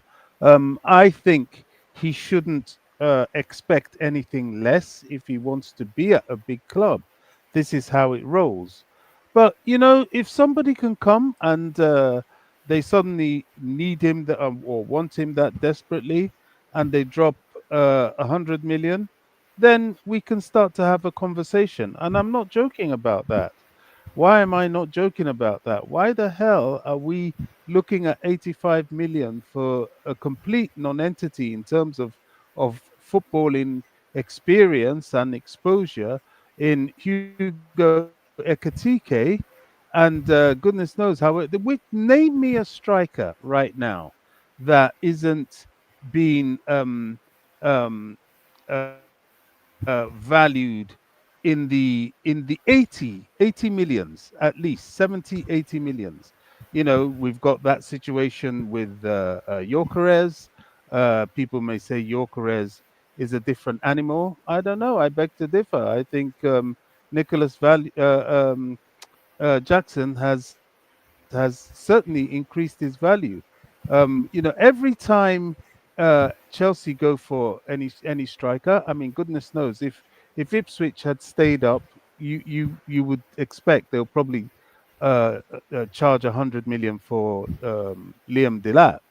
It's just that because they went down and it was part of his contract, he had that 30 million release clause, and we pounced on it. I wouldn't do that. Sell him for anything less. We don't need to sell now. We're not in that financial situation where we were desperately needing to offload players for money. What we are trying to offload is excess players, and exchange players for to make space for new ones coming in. For example, if Nkunku goes, that's more space available for a Rodrygo, for example, if we go down that road. So we're not desperate. That's what I'm saying. And we shouldn't have anybody think they can come and lowball us with some people are talking about 45 million. I mean, do me a favor. 60 million. I don't know. But if you're talking 70, 75, 80, maybe that's a little bit more reasonable. But personally, I would like to see the club try and hang on to that one for 100, if at all he's somebody they're looking to sell. I mean, fair enough. What do you think, Jerry? Yes, I've already given my in-depth take on Nico Jackson, right? So I've already said that I rate the player. I'm a huge fan of Nicholas Jackson, and as I said that most of the fans or the analysts look at the goals, only that variable, the goals that he has scored or the goals that the big chances that he missed. So, as I said, if we talk about him as a player, there are so many more attributes to his game. His link-up play, tracking back, work ethic, and I believe he is a left winger, and we should be playing him on the left wing. So, as Bobby said, based on the competition that we have, he can be a great player coming off the bench and or challenge either the striker or the left wing position, and he can only grow in the game. And I think he's an immense talent, and the potential is still there to be unleashed. Yeah.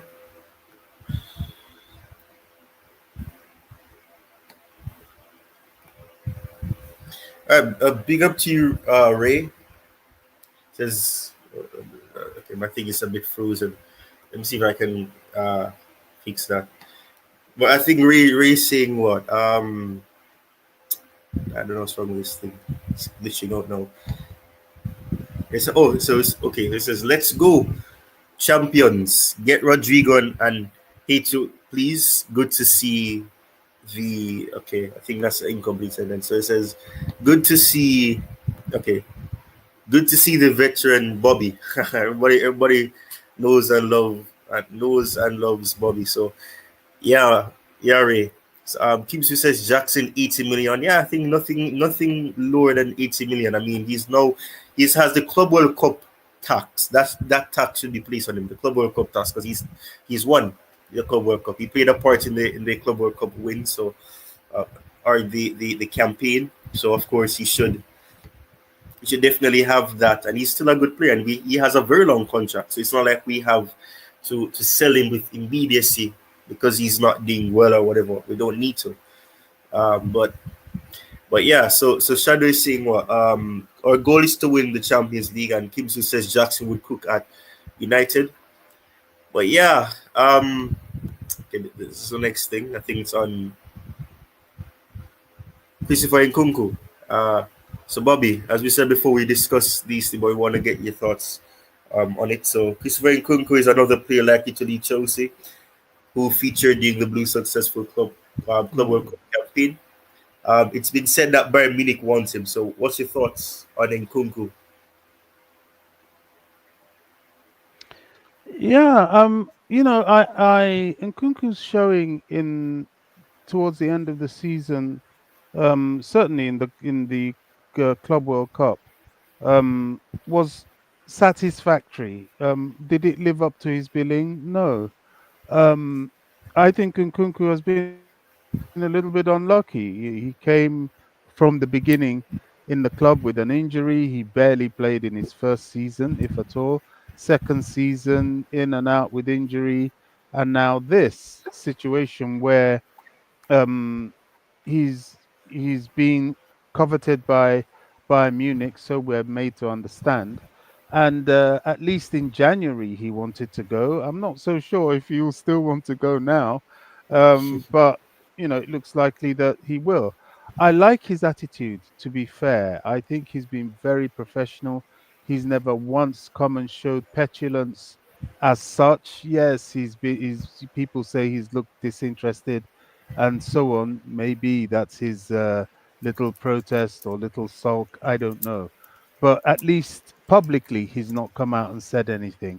And if he goes, Chelsea fans will, I think a lot of them are already resigned to him going and they will applaud him. I'm just so happy that he's not going to go empty handed. At least he'll have two trophies with him. But if he goes, we must get an upgrade. We must get an upgrade. And I've seen the pictures there. Morgan, is it? What's his name? I always forget his name. Morgan Rogers, yeah. Morgan, the guy from Villa. Morgan Yeah. Rogers. Yeah, Rodrygo. Yeah, these are the areas we should really be looking at. Um, you know, yeah, let's see. He's not someone that it seems from the temperature out there that if he leaves, anybody would feel that upset, especially if we get some kind of decent fee. They would just say, well, thanks, and wave him on. So let's wait and see what happens. All I'm saying is that at this point, players are resting. They've done the hard, heavy lifting for the season.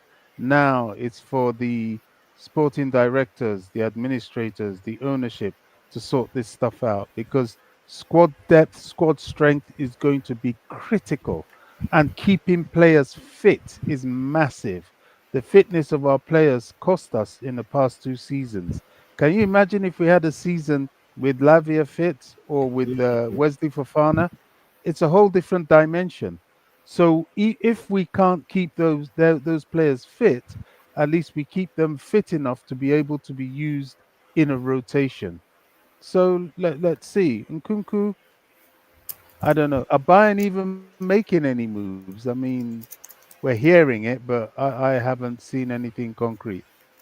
Yeah, yeah, that's just the truth. This is a very interesting one that Jerry is sharing now. What does it say now? Wow, Malagusto. Hmm. Man, this one That's a hard is no. yeah. Bayern Munich again. It's like I said earlier in the stream before he came on. Bayern Munich are just obsessed with Chelsea these days. So it says Bayern Munich have inquired Everybody about is. the availability. Yeah. Bayern Munich have inquired about the availability of Malo Gusto, who's 22, with a view to a potential transfer from Chelsea. But it remains to be seen if Chelsea will be willing to sell the France international. And this No, is from Gusto's hell no. That's an old story. I don't even believe that story. It's an old story. It's a hell no. And hey, look, Chelsea are not a feeder club. We're building something here, and building something doesn't mean you just ship out anybody and everybody to suit your rivals. Malo Gusto is not one on the market at all. He's young, he's improving, he's shown his quality, his usefulness, certainly in this competition and towards the end of the season. So for me, I just think that's gravy, that story. fair enough. Fair enough. And it's good to hear that that's the impression because I do know that a lot of people they give up on Malagusto. Said Malagusto isn't good enough. Malagusto makes too much mistakes and that is true. He does make a few errors, but he's still young. And I think a lot of the times, a lot of people tend to forget that he's very young. He's not necessarily a player that was really tasked with doing the defensive work that much when he was at Lyon. He was more of that player that had that freedom to be bouncing up the pitch and crossing. He was a crossing merchant. So yeah, I mean, yeah, it's good because a lot of people were very concerned about him starting, that Club World Cup final, and it didn't take long for them to realize that it was actually a good thing because he played a vital role in the goal, if in goals that we scored. So, of course, we have to be grateful for it, and it's just about patience and just understanding that young players they're gonna make mistakes. Nobody's perfect, but at the end of the day, I'm happy that he's proving some people wrong. That there's actually a good player in there. It's just that consistency is someone that needs to definitely improve. But Kim Swee's agreed with you, and yeah, man, as I said, Nightbot, you see the word Chelsea perspective as well. Whenever you use multiple emojis, it will time you out or it will delete your message. I don't know what to do. Is either I either disable it or I change. I don't know how to change the rules that it has, but yeah, it tends to time people out. But yeah, what is being said here? Let me share this. So it says Chelsea have held fresh talks for Ajax defender Jorrel Hatu as they explore defensive reinforcement. So I think before I can really ask you about this, the whole situation. I'm not sure how acquainted you are with him, but do you think he'll be a good signing, and do you think Chelsea should be going for him? If that's to me, I don't. Can you hear me? Yeah, I can. Can you hear me? Okay, okay. Sorry, I don't know. My device keeps going on and off. Um, I don't really know this guy, to be honest. I haven't been watching Ajax in recent times. I only know what I'm hearing and what I'm reading, and what I'm being told on various platforms.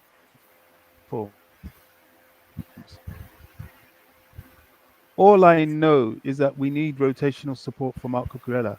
You know, fantastic player, but he plays way too much. And in a World Cup season, his workload at Chelsea, you've got all the Cucurella played all our cup competitions. Sometimes you see him on in the Conference League qualifying stages. It's not like he was exempt from that. He played the whole lot, and he played for Spain, friendlies, Nations League. I mean, he's got to have some respite. We cannot do this. I don't want to have another season where Chelsea are talking about injury to this, injury to that. I've just seen someone post something about Badiashile. That's my concern with him. That guy's never fit.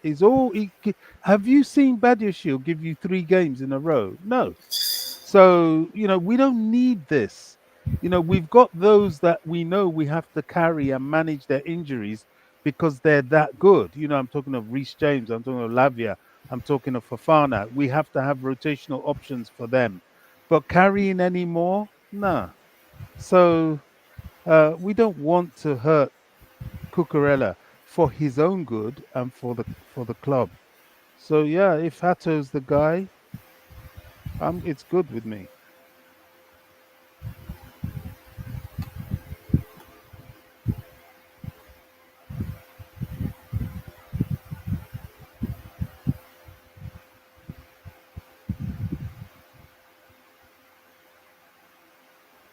Darren, you're on mute. No, I'm not on mute. It was. I don't know if Bobby was finished talking because on my end he stopped talking abruptly. So I don't know if he cut out or anything. But yeah, I was just waiting just in case he came back in if that was the case. But this is very interesting. And I want to hear what Bobby has to say about this. So it says Enzo Maresca will not be under immediate pressure to deliver the Premier League title, and there is said to be recognition that Chelsea still have work to do to catch and overtake champions Liverpool, the likes of Manchester City and Arsenal. So, Bobby, what do you think about this? Do you agree with this? Do you think that the objectives are accurate, or do you think that this is actually the case, or it's just Matt Law just making something up? Well, I think it's Matt Law answering what a lot of people are trying to say, which makes no sense. I mean, how can he be under pressure to deliver the Premier League title? I think that's divisive. We have a lot of detractors out there, and they try to throw in divisive things against the club and stir things up. You hear people coming out with absolute nonsense. Oh, the is it the Kuwaitis want to drop, is it 200 and something million for Palmer? I mean, that's just not going to happen. But they like to put these things out there. And Chelsea have beaten PSG, so they have to automatically be contenders for the league, and anything other than winning the league is not enough. Look at the people saying that. They are detractors. They support the other clubs, usually Man United, especially Liverpool and Arsenal. Either ex-players or pundits that lean that way, and it's always the detractors. And of course, Chelsea, sadly, in our fan base, we have the trolls that regurgitate this stuff.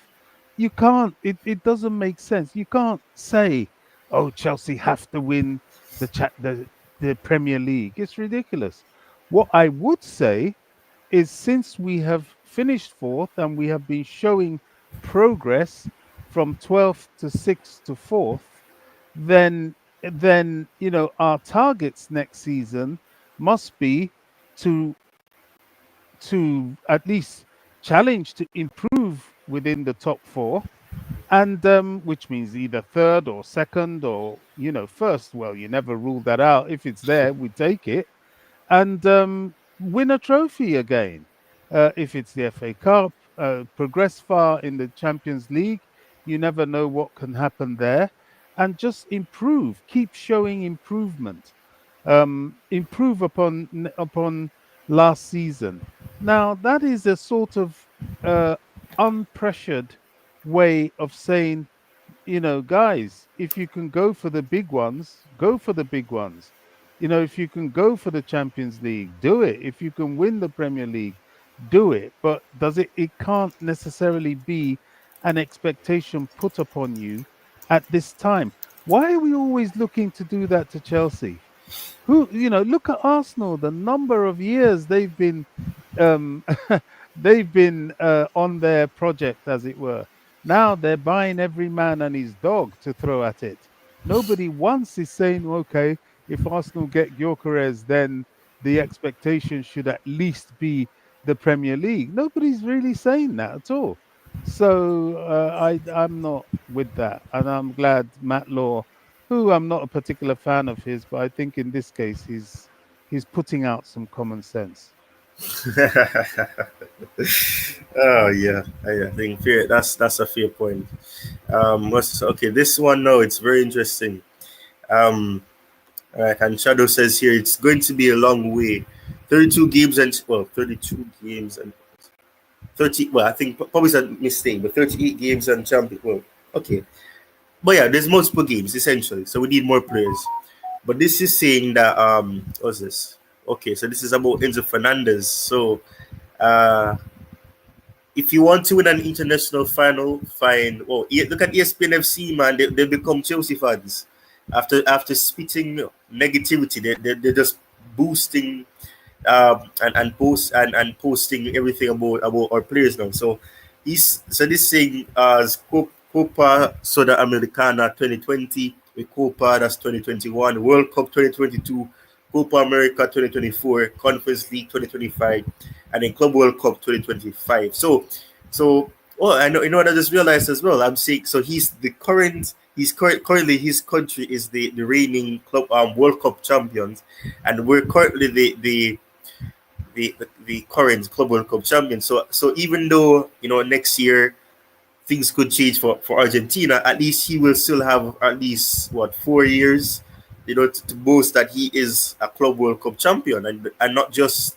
Club World Cup champion, but the inaugural Club World Cup champion. So of course it's good, and of course Jerry and I and along as well as other people, and I still say that I'm still not convinced that he's a player for the Premier League, but what you cannot dispute that he's done a lot of good things for Chelsea, especially the Club World Cup. He's improved a lot physical wise. He's leading now. He's more of a captain, and Jerry mentioned this to me even privately and even on a stream that with the referee. I remember the penalty showed for Fluminense, and when the referee made a call, he clapped. It was funny to see that, and then when he was stepping up in that final, when the fight broke out and everything, it was really good, really good. So I'm happy that he's starting to prove that although people don't think he's worth 100 million plus, 100 million plus, I think he's starting to show that there's a good player, and that there's a reason why Chelsea broke the record fee to get him, him and Caicedo. So it's very good. I don't know if you want to add anything to this, Bobby. Uh, yeah, I mean Enzo Fernandez, he is a good player. He is. The thing is, he's not a player that can do it alone. He's one of those players that helps the function. He's very good at he's a good playmaker. He's a leader. Back then people were always saying, "Oh, there are no leaders in this Chelsea team." Well, I beg to differ. I think Enzo's a leader. I think Reece James has improved with his leadership. I think Cucurella is a leader, and definitely Tosin's a leader. We do have leaders, and João Pedro, you can see from his attitude, he's a leader up front. And Enzo's one of them. Enzo is one of those players that when he's not there, you miss him. He adds something to that team. He's a very vital cog in that wheel. And yeah, he's worth every penny.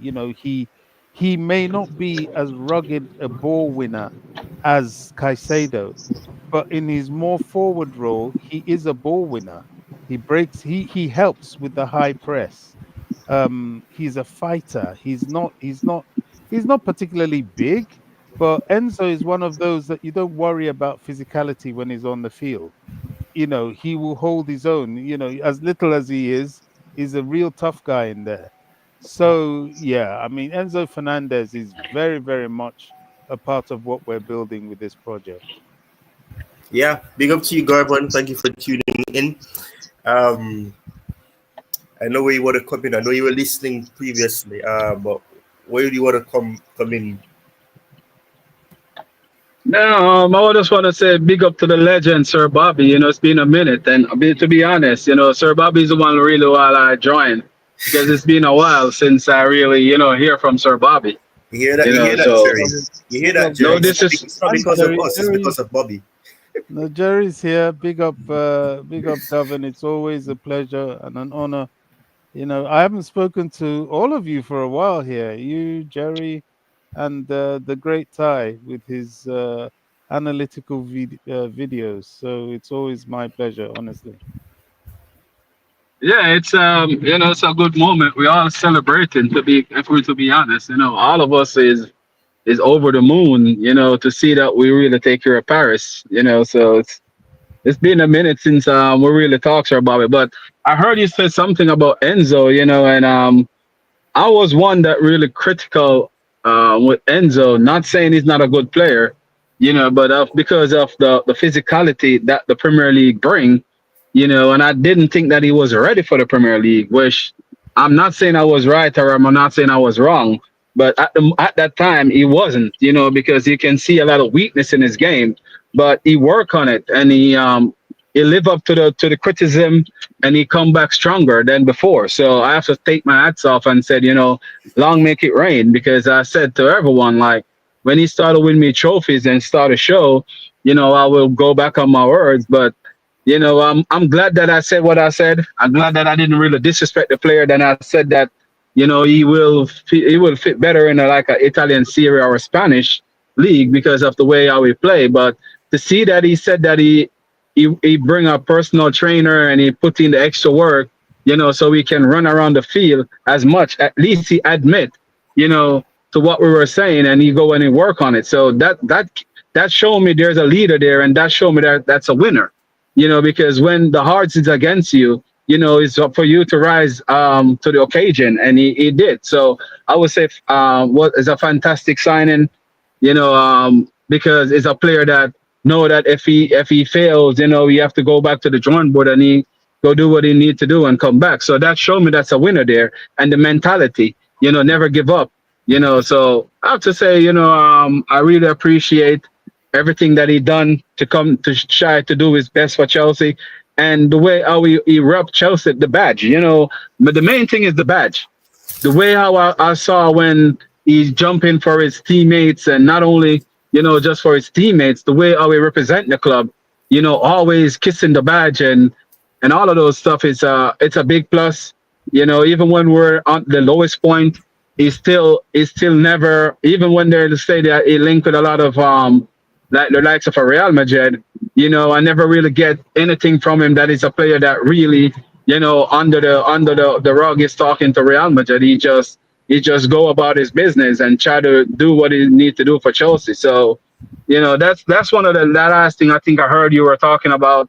So take over back, Ty. I just want to say for Enzo, I really have to clarify that part.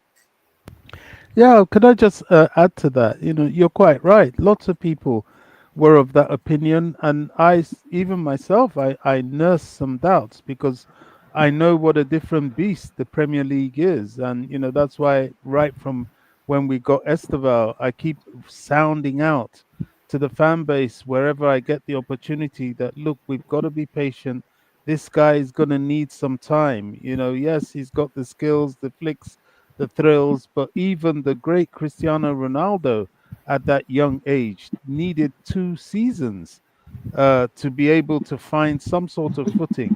It really is not an easy league. The pace, the power, it takes some adjusting. And Enzo came out and explained his beginning at Chelsea.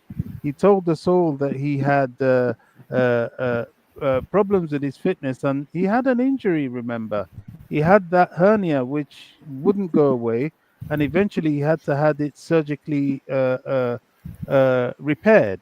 So that, coupled with things like the problems in his marriage, he had issues, and Chelsea wasn't quite an organized unit then. So he's a fighter. He doesn't give up, and he perseveres. And of course, last season how it began with that whole race issue and so on. He's had some things to overcome, but overcome it he has, and I hope he can only get even stronger and better for us next season.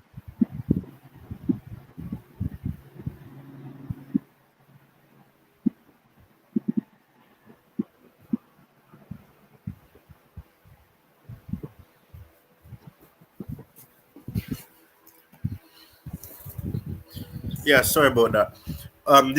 This what Jerry sharing says. This is the biggest trophy I've ever won. I think the Club World Cup will be bigger than the Champions League. Yeah, I think, and it's good that you're on, Bobby, because I remember you saying this. I don't know which. I think you remember saying. I think you remember. I remember you saying that you think that this has the potential to be even bigger, to become the biggest competition in club football. So yeah, Yeah. it's good. Ty, honestly, I right from the beginning, I remember way, way, way back then when I was doing Chelsea TV, I was saying this, and people were saying, "Oh no, it's only a sideshow." I said, "No, this is going to be massive." The reason why I say this is that you watch how football is followed all over the world, in other continents, other countries. The South Americans, they are fanatical about the sport and their clubs. The Africans, my goodness, I'm looking all over X, the way they come out onto the streets supporting and cheering for Chelsea, and the Middle Easterners, they are crazy about football. Even in the Far East, all over the world now, even North America. I mean, football is the ultimate global sport. And one thing about club football is that people love their clubs more than their national teams. Do you know this? Most people love their club teams more than their national teams. They really do, especially if they support a one of the successful club teams. So there's no way when you have a stage where the best from all these continents can come together and play, there's no way it can't grow. You're not just dealing with a specific interest, you're dealing with a global interest. And the money, the commercial value in that is gigantic. It is huge, huge. Look at what Chelsea's done. Chelsea had a commercial presence in America always, but now having won this, it's going to go through the roof. I mean, we had the president photo bombing our trophy lift, for goodness sake. As funny as it was, but it shows that they love a winner, and the commercial prospects. If our owners are the wise men, I believe they are, they will milk that to the last drop and get whatever funds they can out of it, and rightly so. Yeah, I Sorry, mean, can I add to this, please, before I go and because I'm driving from work and I'm gonna need some service in a few, about the next 2 minutes. Can I really no add problem. Yeah, something go to this ahead, real man. Go quick? ahead. Go ahead, man. Go on. My bad. Ty, I didn't want to cut you off, but No, no, it's no problem, man. No for problem. Go ahead. for all the people that don't play in the FIFA World Cup, this is really for them.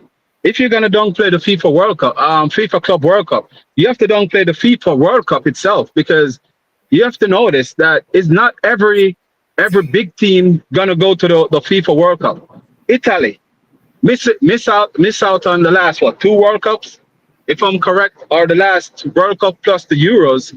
So even if we're gonna sit here and gonna say that we're gonna don't play it because Chelsea win it, we're gonna have to don't play every single tournament that played, because the Premier League. You want to tell me last season that the likes of Southampton deserve to be in the Premier League and Leicester for what they bring to the table. No, so that to show you that what they're saying is bullshit because of the when you look at football, football is nothing like how right. I know about the rivalry, but rivalry and what they're saying is totally different. You know about the Club World Cup. The small teams are there because they dominate on their continent. You know, the same thing with the FIFA World Cup.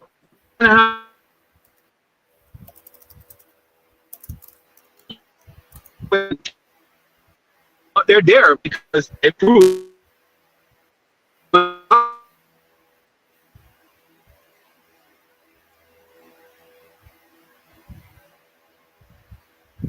the team has to be good in that time to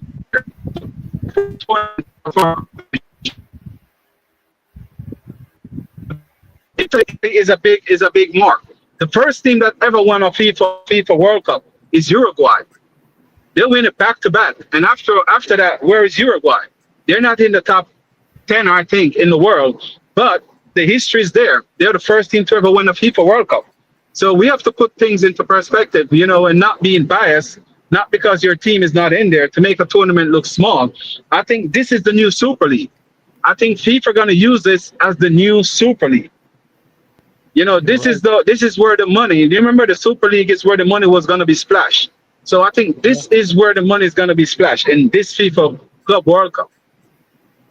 I think you're right. Sorry, guys.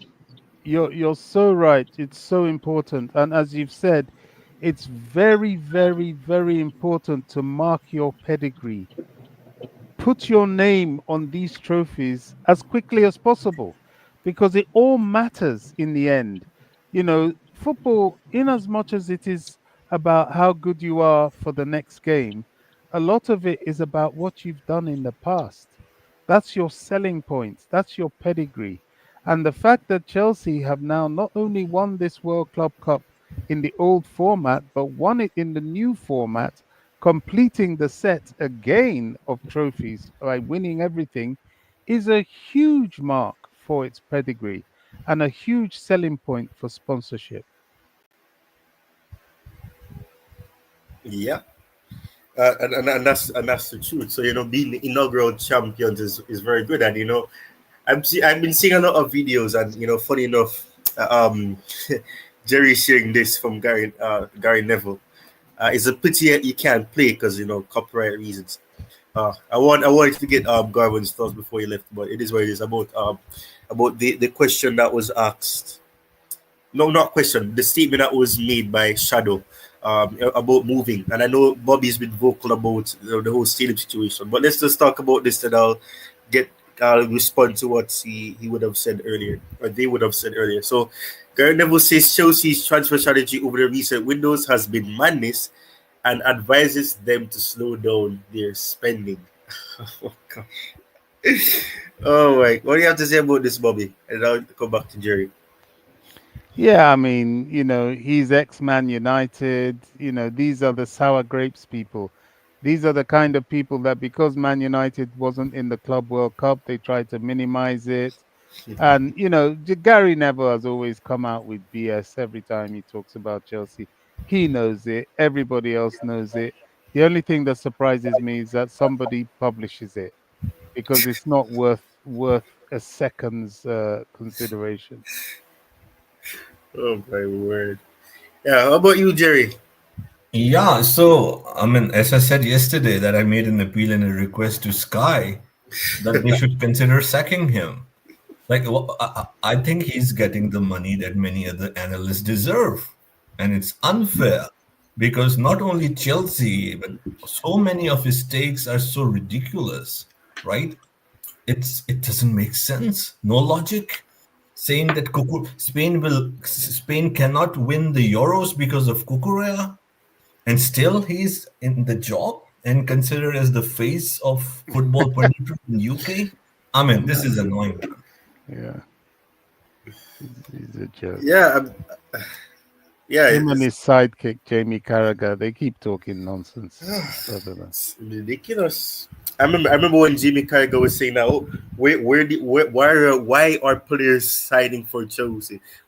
They have so many players. Where they gonna change? And I remember all that stupidness that he was saying. And yeah, we players were not stumbling over each other. It wasn't like they were packed into the dressing room and all of that, and they couldn't find their way around Cobham and all of that. So it's madness. But I mean, Gary Neville is just.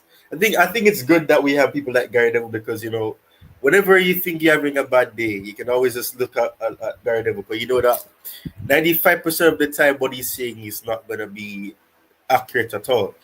Before I share what Jerry's sharing, um, I just want to respond to this. I'm gonna get Bobby's thoughts because, of course, I've heard what Bobby has said before, but I want to see what he has to say about this. So it says Chelsea need to leave Stamford Bridge to Earl's Court. We need Heat Stadium. So do you think that well, I know that you're okay with the move to a bigger stadium, but do you think Earl's Court is still a possibility? This is an interesting one. Chelsea's location issue, there's a lot of conundrums there. One thing that we can all agree on, even those that are diehard Stamford Bridge people, is that the stadium capacity has got to be increased to bring in standard match day revenue. That just goes without saying. Now, right now, the prestige of the club is so high that the stadium they're in is just ridiculous. It's like, housing a king in a two-bedroom flat. It just doesn't fit the stature at all, and it doesn't fit the commercial office of that king. Now, the London mayor, who's not somebody I really care for, to be honest, even he came out and said, hey, look, Chelsea, two times European champions. This was before we've done this Club World Cup stuff.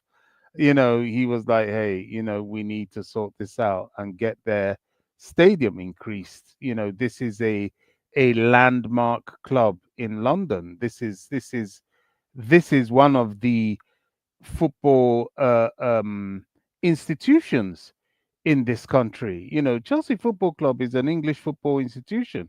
Whether you like it or not, they have been here for over 100 years. They've been part of the story of a product that sells around the world and is revered around the world. So it's a national treasure. Yeah, along with other clubs and that before they all start with their taking offense to everything. But Chelsea very much is a national treasure. And now that Chelsea have won these competitions, they need a befitting stadium. Now, why am I saying all this? It's because the Earl's Court conundrum, this is leverage to get the government itself to support us in getting that location. The Olympic Stadium was more or less given, built by the government, given to West Ham. Spurs, their location was big anyway, but the planning was immediately released for them to expand. Arsenal, the same thing. They were given land opposite Highbury in Finsbury, in the whole Finsbury area, to build the Emirates Stadium. And that would not have been possible without government intervention. The government, rather than building a block of flats or anything, they allowed Arsenal to build a stadium there. So they kind of owe Chelsea, not least to mention what was done to Chelsea with the whole Roman Abramovich situation. I think they kind of owe Chelsea, and there seems to be a willingness for them to do that. Now, the problem I think is coming from Chelsea. First of all, the ownership have to all sing from the same hymn sheet, and I think they will if Earl's Court is available, but they must be ready to do the legwork to make it available. And then this whole Chelsea pitch owners thing, it's bordering on the ridiculous now, because if the club have the opportunity to move less than 5 miles down the road to Earl's Court, just like Arsenal moved from Highbury to what is now the Emirates, which is just across the road. The CPOs just have to back it, and I really think they will. I think if Chelsea is of your interest, you will know and value the importance of building a big stadium. Now, we all want to remain in Stamford Bridge. Of course, we do, because of the history, the legacy, and so on. But it is too challenging. Not impossible, but it's too challenging to expand. And it's an expansion that will limit you to the point at which you've expanded. There are some issues with being able to build up because of some I think it's some what do you call it, protected uh, uh, uh, buildings there, that you can't build higher than them, and you can't build down because underneath there's the railway track, um, underneath that land. So it's very difficult. With Roman's bird nest plan, it was quite ingenious. He built up and he built down, in a small area, but he needed to knock down the hotel. I don't know. The club has bought some extra land around there. How they can fit all that into a stadium, I don't know. I think they would have to heavily compensate some of the businesses within the area, just like um, Roman had to. Look, it just seems like such a big expense for something that would be made far more simpler and much more efficient if Earl's Court could be acquired. It won't be easy, but it's not impossible. The Transport for London people that were supposed to be given that Earl's Court project, I've not really heard any. It's been taking a while, which means there must be some obstacles there. And with obstacles raises opportunities. So I don't know who's in charge of this arm of the Chelsea project, but they've got more leverage now. This is another reason why winning the Club World Cup is so important.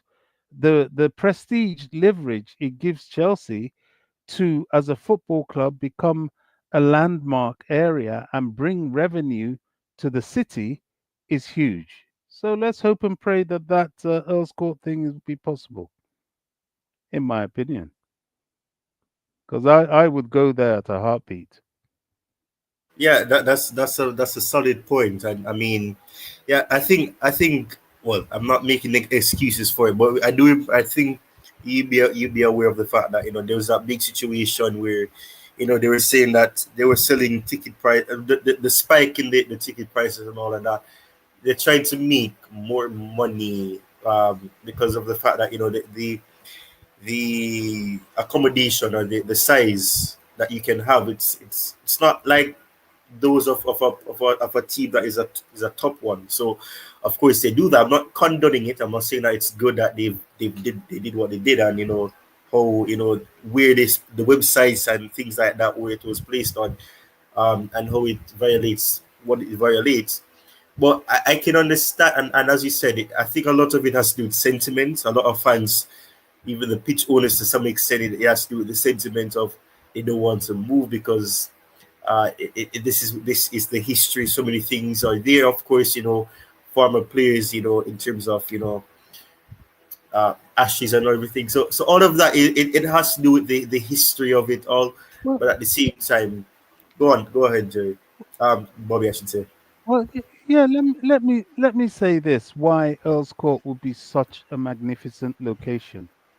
Look, if we acquire Earl's Court, one, we can continue staying at Stamford Bridge and playing there while Earl's Court is being built and developed. Two, when we move to Earl's Court, we have, I hope, good commercial business minds. Moving to another location for a bigger stadium does not necessarily mean you have to sell off or destroy Stamford Bridge. You could build a sort of football museum. You could use it for the maybe the women's team and the youth teams. You can use it maybe as even some sort of training ground. the possibilities are limitless. It's like what Real Madrid did with the Bernabeu and their other stadium. They've kept the other stadium. They played there. Remember, we played there in the semi-final of the Champions League during that COVID period Yeah, when the Bernabeu was being refurbished. So we don't have to get rid of. You see, people need to think bigger, and the I'm sure this ownership will think bigger. If they get another location, it doesn't mean that Stamford Bridge really needs to go anywhere. It could yeah, be, if fans are so attached to it, you keep it as a monument, but you play your games in the place where you can have bigger gate revenue. So the options are there.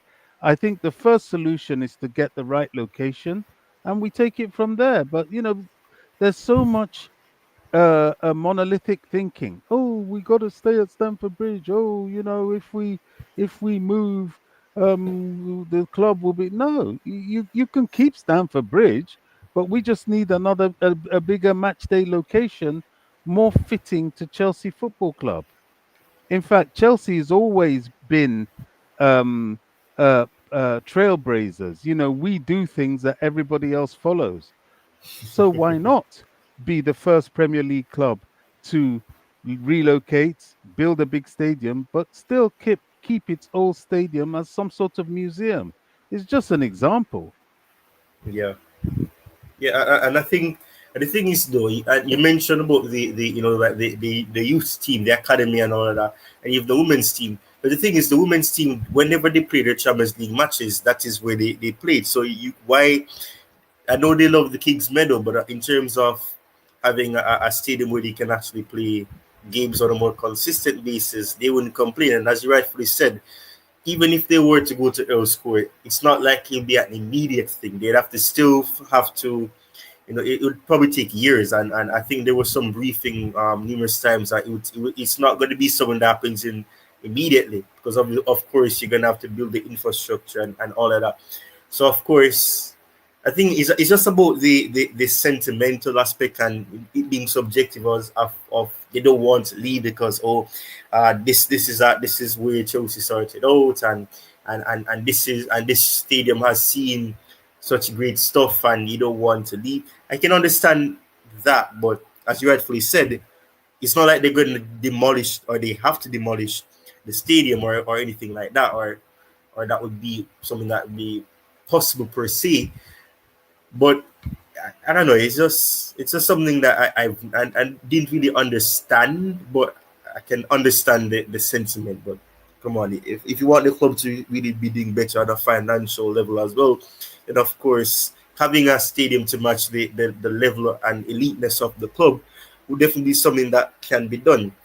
Jerry, I know you've been waiting a long time. What do you have to say about this, and then we can move to speaking about the awards that was announced by FIFA. No, no, I'm enjoying the opportunity to listen to Bobby and, really old school, remind me of the nostalgic feel, and absolutely world class analysis. So nothing much to add, after that. It's so difficult to even make an attempt. But I agree the way he broke everything down, it's like as good as any kind of a presentation. So yes, I agree. And as far as Earl's Court goes, like I love the concert in the '90s over there with Take That. That's one of the best concerts that I remember as a child. Bobby the Take That, the UK popular Yep. band. Yeah. So That would have fantastic. been the 90s. Yes, so I'm showing my age as well. Not that young. So yeah, a fantastic place. I think that's a better location. And as Bobby touched on, the emotions that are always there, but we have to be realistic. How football is moving, and what needs to be done, which is in the best interest of the club. And this has to be done. This has to be done because if not, then definitely it's not the best. It's not in the best favor of Chelsea because we need more spectators, right? And we know Stamford Bridge is like what 40 or something, sorry, 1,000 over there, and the reasons Bobby already explained, the issues to to further like enhance the capacity.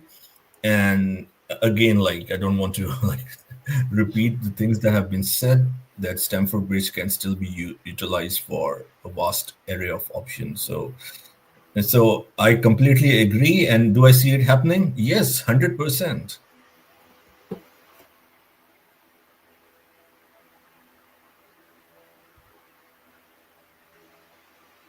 Fair enough. Fair enough. So, yeah, I think we can move to this now about the awards. I think we've discussed quite a lot, and we're hitting the 3 hour mark as well. So, let me look at this. So, Golden Ball first, Palmer. Golden Ball. The Golden Ball would be like the top. Okay, not the top goal scorer. The Golden Ball is what exactly? Assists. What is It's it? I like the don't best understand. player, isn't it? The best player of the tournament. Wow, Cole Palmer got that. That's interesting. Yeah. Silver ball was Vitina. Bronze ball was Caicedo. Golden glove was Sanchez, which surprised a lot of people apparently. Well, Best he young kept the player. most clean sheets. Yeah. So So we didn't concede a lot, so it's not really surprising. Then you have top goal scorer. Oh, no, best young player award was Due. Top goal scorer award was Garcia, and FIFA Fair Play award was Bayern Munich. So Chelsea were there for 3, and Garcia played for Real Madrid, right? yeah, yeah, he was electric. That winger they've got on the left, that's benching Rodrygo. In fact, he's certainly Rodrygo had a problem with Mbappe and Vinicius in the side. Now with the rise of this Garcia guy, he has no chance. That's why he's got to leave. Yeah. So that's where it could possibly benefit Chelsea, but we'll see what happens there. But yeah, I mean it's a good thing. Um, but I don't. I was trying not to prolong the show. Garcia is the only player that track backs for Real Madrid, and he will set up the tone and even the standards, I would say, or the expectation for Mbappe and Vini Jr. now. Yeah, Plus, I was he's a trying to. Madrid boy, and they love their y- own so much, Yeah, just like everyone else, you know. But he's a real Madrid boy, so he will. He's not only a good player, but he's a homeboy. So he's going to be far ahead of Rodrigo. yeah. So that's the thing as well. Yeah, I was trying to see if I could prolong the stream just in case anything comes out, but because usually when I do these streams, something always comes out after. I hope that doesn't happen. But if in any case, hopefully it's about what we've discussed, and this stream will still be relevant. But thank you very much, Bob, for coming on. Garvin was here. There's a lot of people that were here as well, and people have subscribed as well. So we started the stream with 3,651 subscribers, and at the end of it, it's 3,660. So that's a good turnaround and turnout. So I appreciate everybody that took the time. Oh, before I end the stream, Mike Penders. I saw Fabrizio Romano tweet saying that it's official now that Mike Penders is going out alone to Strasbourg. Which is good. I'm happy we're not sending him to Spain. I don't want another Kurtzwa, although he could end up falling in love with PSG or something in the French league. But hopefully we don't see a repeat of history because he's literally like the next Kurtzwa. He's the same height as Kurtzwa, same pathway, same club, same community. Well, town I should say in Belgium. So hopefully that doesn't happen. But yeah, it's I don't know if you can find it, Jerry. If not, I'll see if I can send it to you. But We got to keep close tabs on him and encourage him. yeah, This is why the goalkeeping situation is a little bit flaky with us, because if we go and get another good, young, experienced goalkeeper, that sends the wrong message to him. I see a yeah, situation where we're going to stay with Sanchez next season, mainly because of that. yeah. So that's the thing. It'd only be a case if Sanchez happened to leave that would really sign a goalkeeper. Really, I don't really see any other possibility of that really happening because They'll use Jorgensen. Yeah, you have Jorgensen as well. Uh, it's sad with with Solina. A lot of hope was there for him, and then look what happened now. I don't know. I haven't even kept tabs on what happened with Solina and how he was doing on loan and all of that. But he was in the squad, right? He was in the squad. Yeah, he was. He was. I mean, it's up to him. He's another young goalkeeper. Yeah. If his performances catch the eye, he could leapfrog Penders. It's Penders is going to Strasbourg to show he can make the gravy. That's just basically it. Strasbourg is our indicator club, as it were. Mhm. So it doesn't matter. I think Salonina was in Belgium, or was he? Oh no, Spanders was in Belgium. Where was Slonina? He was in some S- oh, he was at Barnsley. He was smaller. at Barnsley last season. Barnsley, yeah, in Football League One. Oh, it was at Barnsley. Oh gosh, that's interesting because I didn't hear a word for. Well, he couldn't have been doing badly because if he was doing badly, we'd hear. Just He as played much as only he 11 did. matches, though. That's the thing. He only played 11 matches. Okay, well that's why he still has a way to go. Yeah, and he's 21, so he's young. He has time. Uh, so because goalkeepers tend to have a longer career than the average players. Like outfield players. So he has a lot. He has enough time. But yeah, it's interesting. We signed him in 2022, I think, when he was 18. So yeah, he may be kept. Maybe they've seen something and said that maybe it could be because I think what Lucas Bergstrom, I think he left on loan or on a permanent. I don't remember, but I know he was one that was around the team as well. So One yeah, he player I could. would love to see us get is Morgan Rogers. If there's any deal for Morgan Rogers that we could do, and then I would be happy if even if Jackson is thrown into the deal. That's. Sorry, I'm just sidetracking because I'm looking at the picture you've got up. Yeah, man. So yeah, it'll be interesting to see what happens there. I do believe that there's a strong possibility we go for Morgan Rogers than Rodrygo because realistically, he's Wages. yeah, wages and everything, and with the quote unquote obsession with Manchester City related players, um it could happen. We have Jim Gittings, Tosin was signed. You have the likes of Cole Palmer, of course, The Delap. lap. Yeah. So, it could be the case, and I hope so because he's versatile. It's just that I think that we have homegrown players as well that could probably get a chance, but I'm not gonna complain if he gets in because he is a good player and he's versatile. So, adds competition and it adds depth that we definitely need for sure.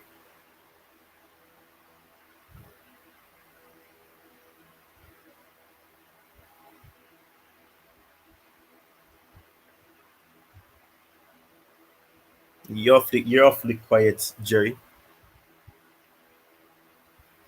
Yeah, I mean, I think we have discussed a lot of stuff in detail. So yeah, just A lot listening to is you guys and a enjoying. lot is a lot is an understatement. 3 hours, 3 hours is quite a long time. So yeah, thank you guys for tuning in.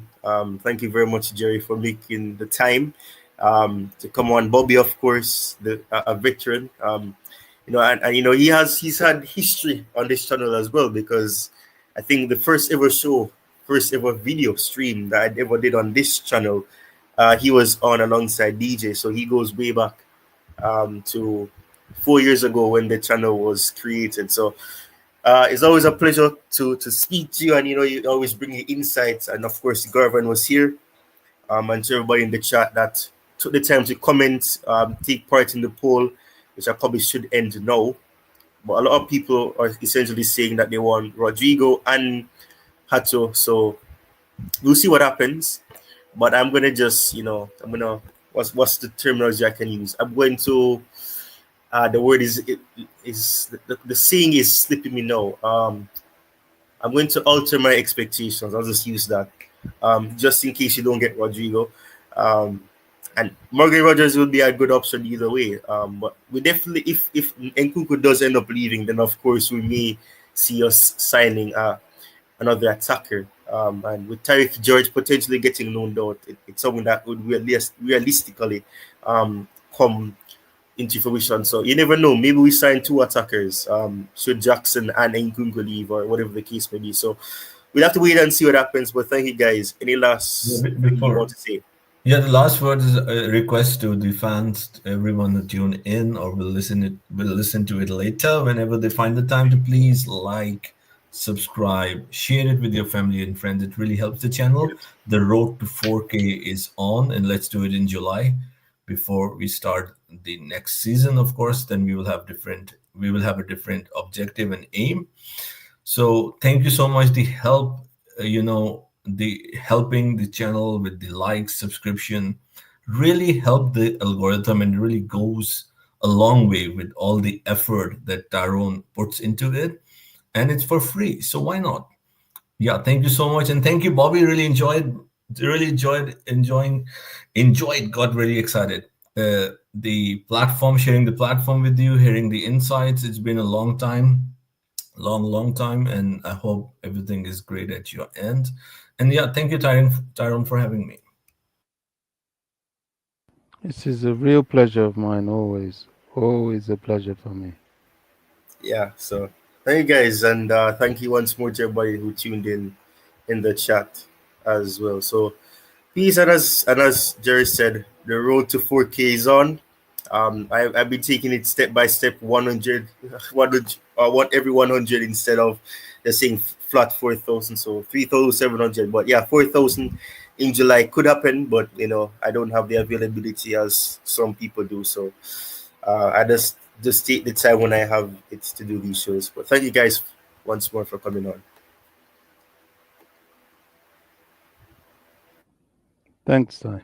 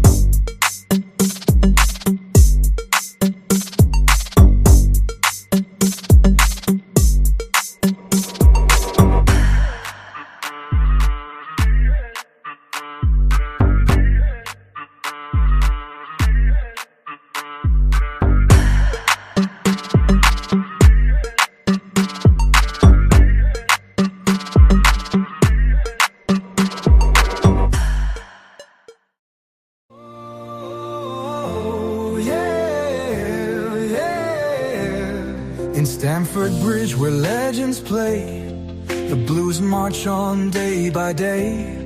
From the academy's nurturing hands to the roaring crowds in distant lands, Chelsea Sessions brings the game to life with training clips and match insights so rife. We dive deep into every play where the Blues make history every day. Oh Chelsea, our hearts beat true in victory and defeat. We stand by you. From the men's fierce fight to the women's grace, together we conquer in every place.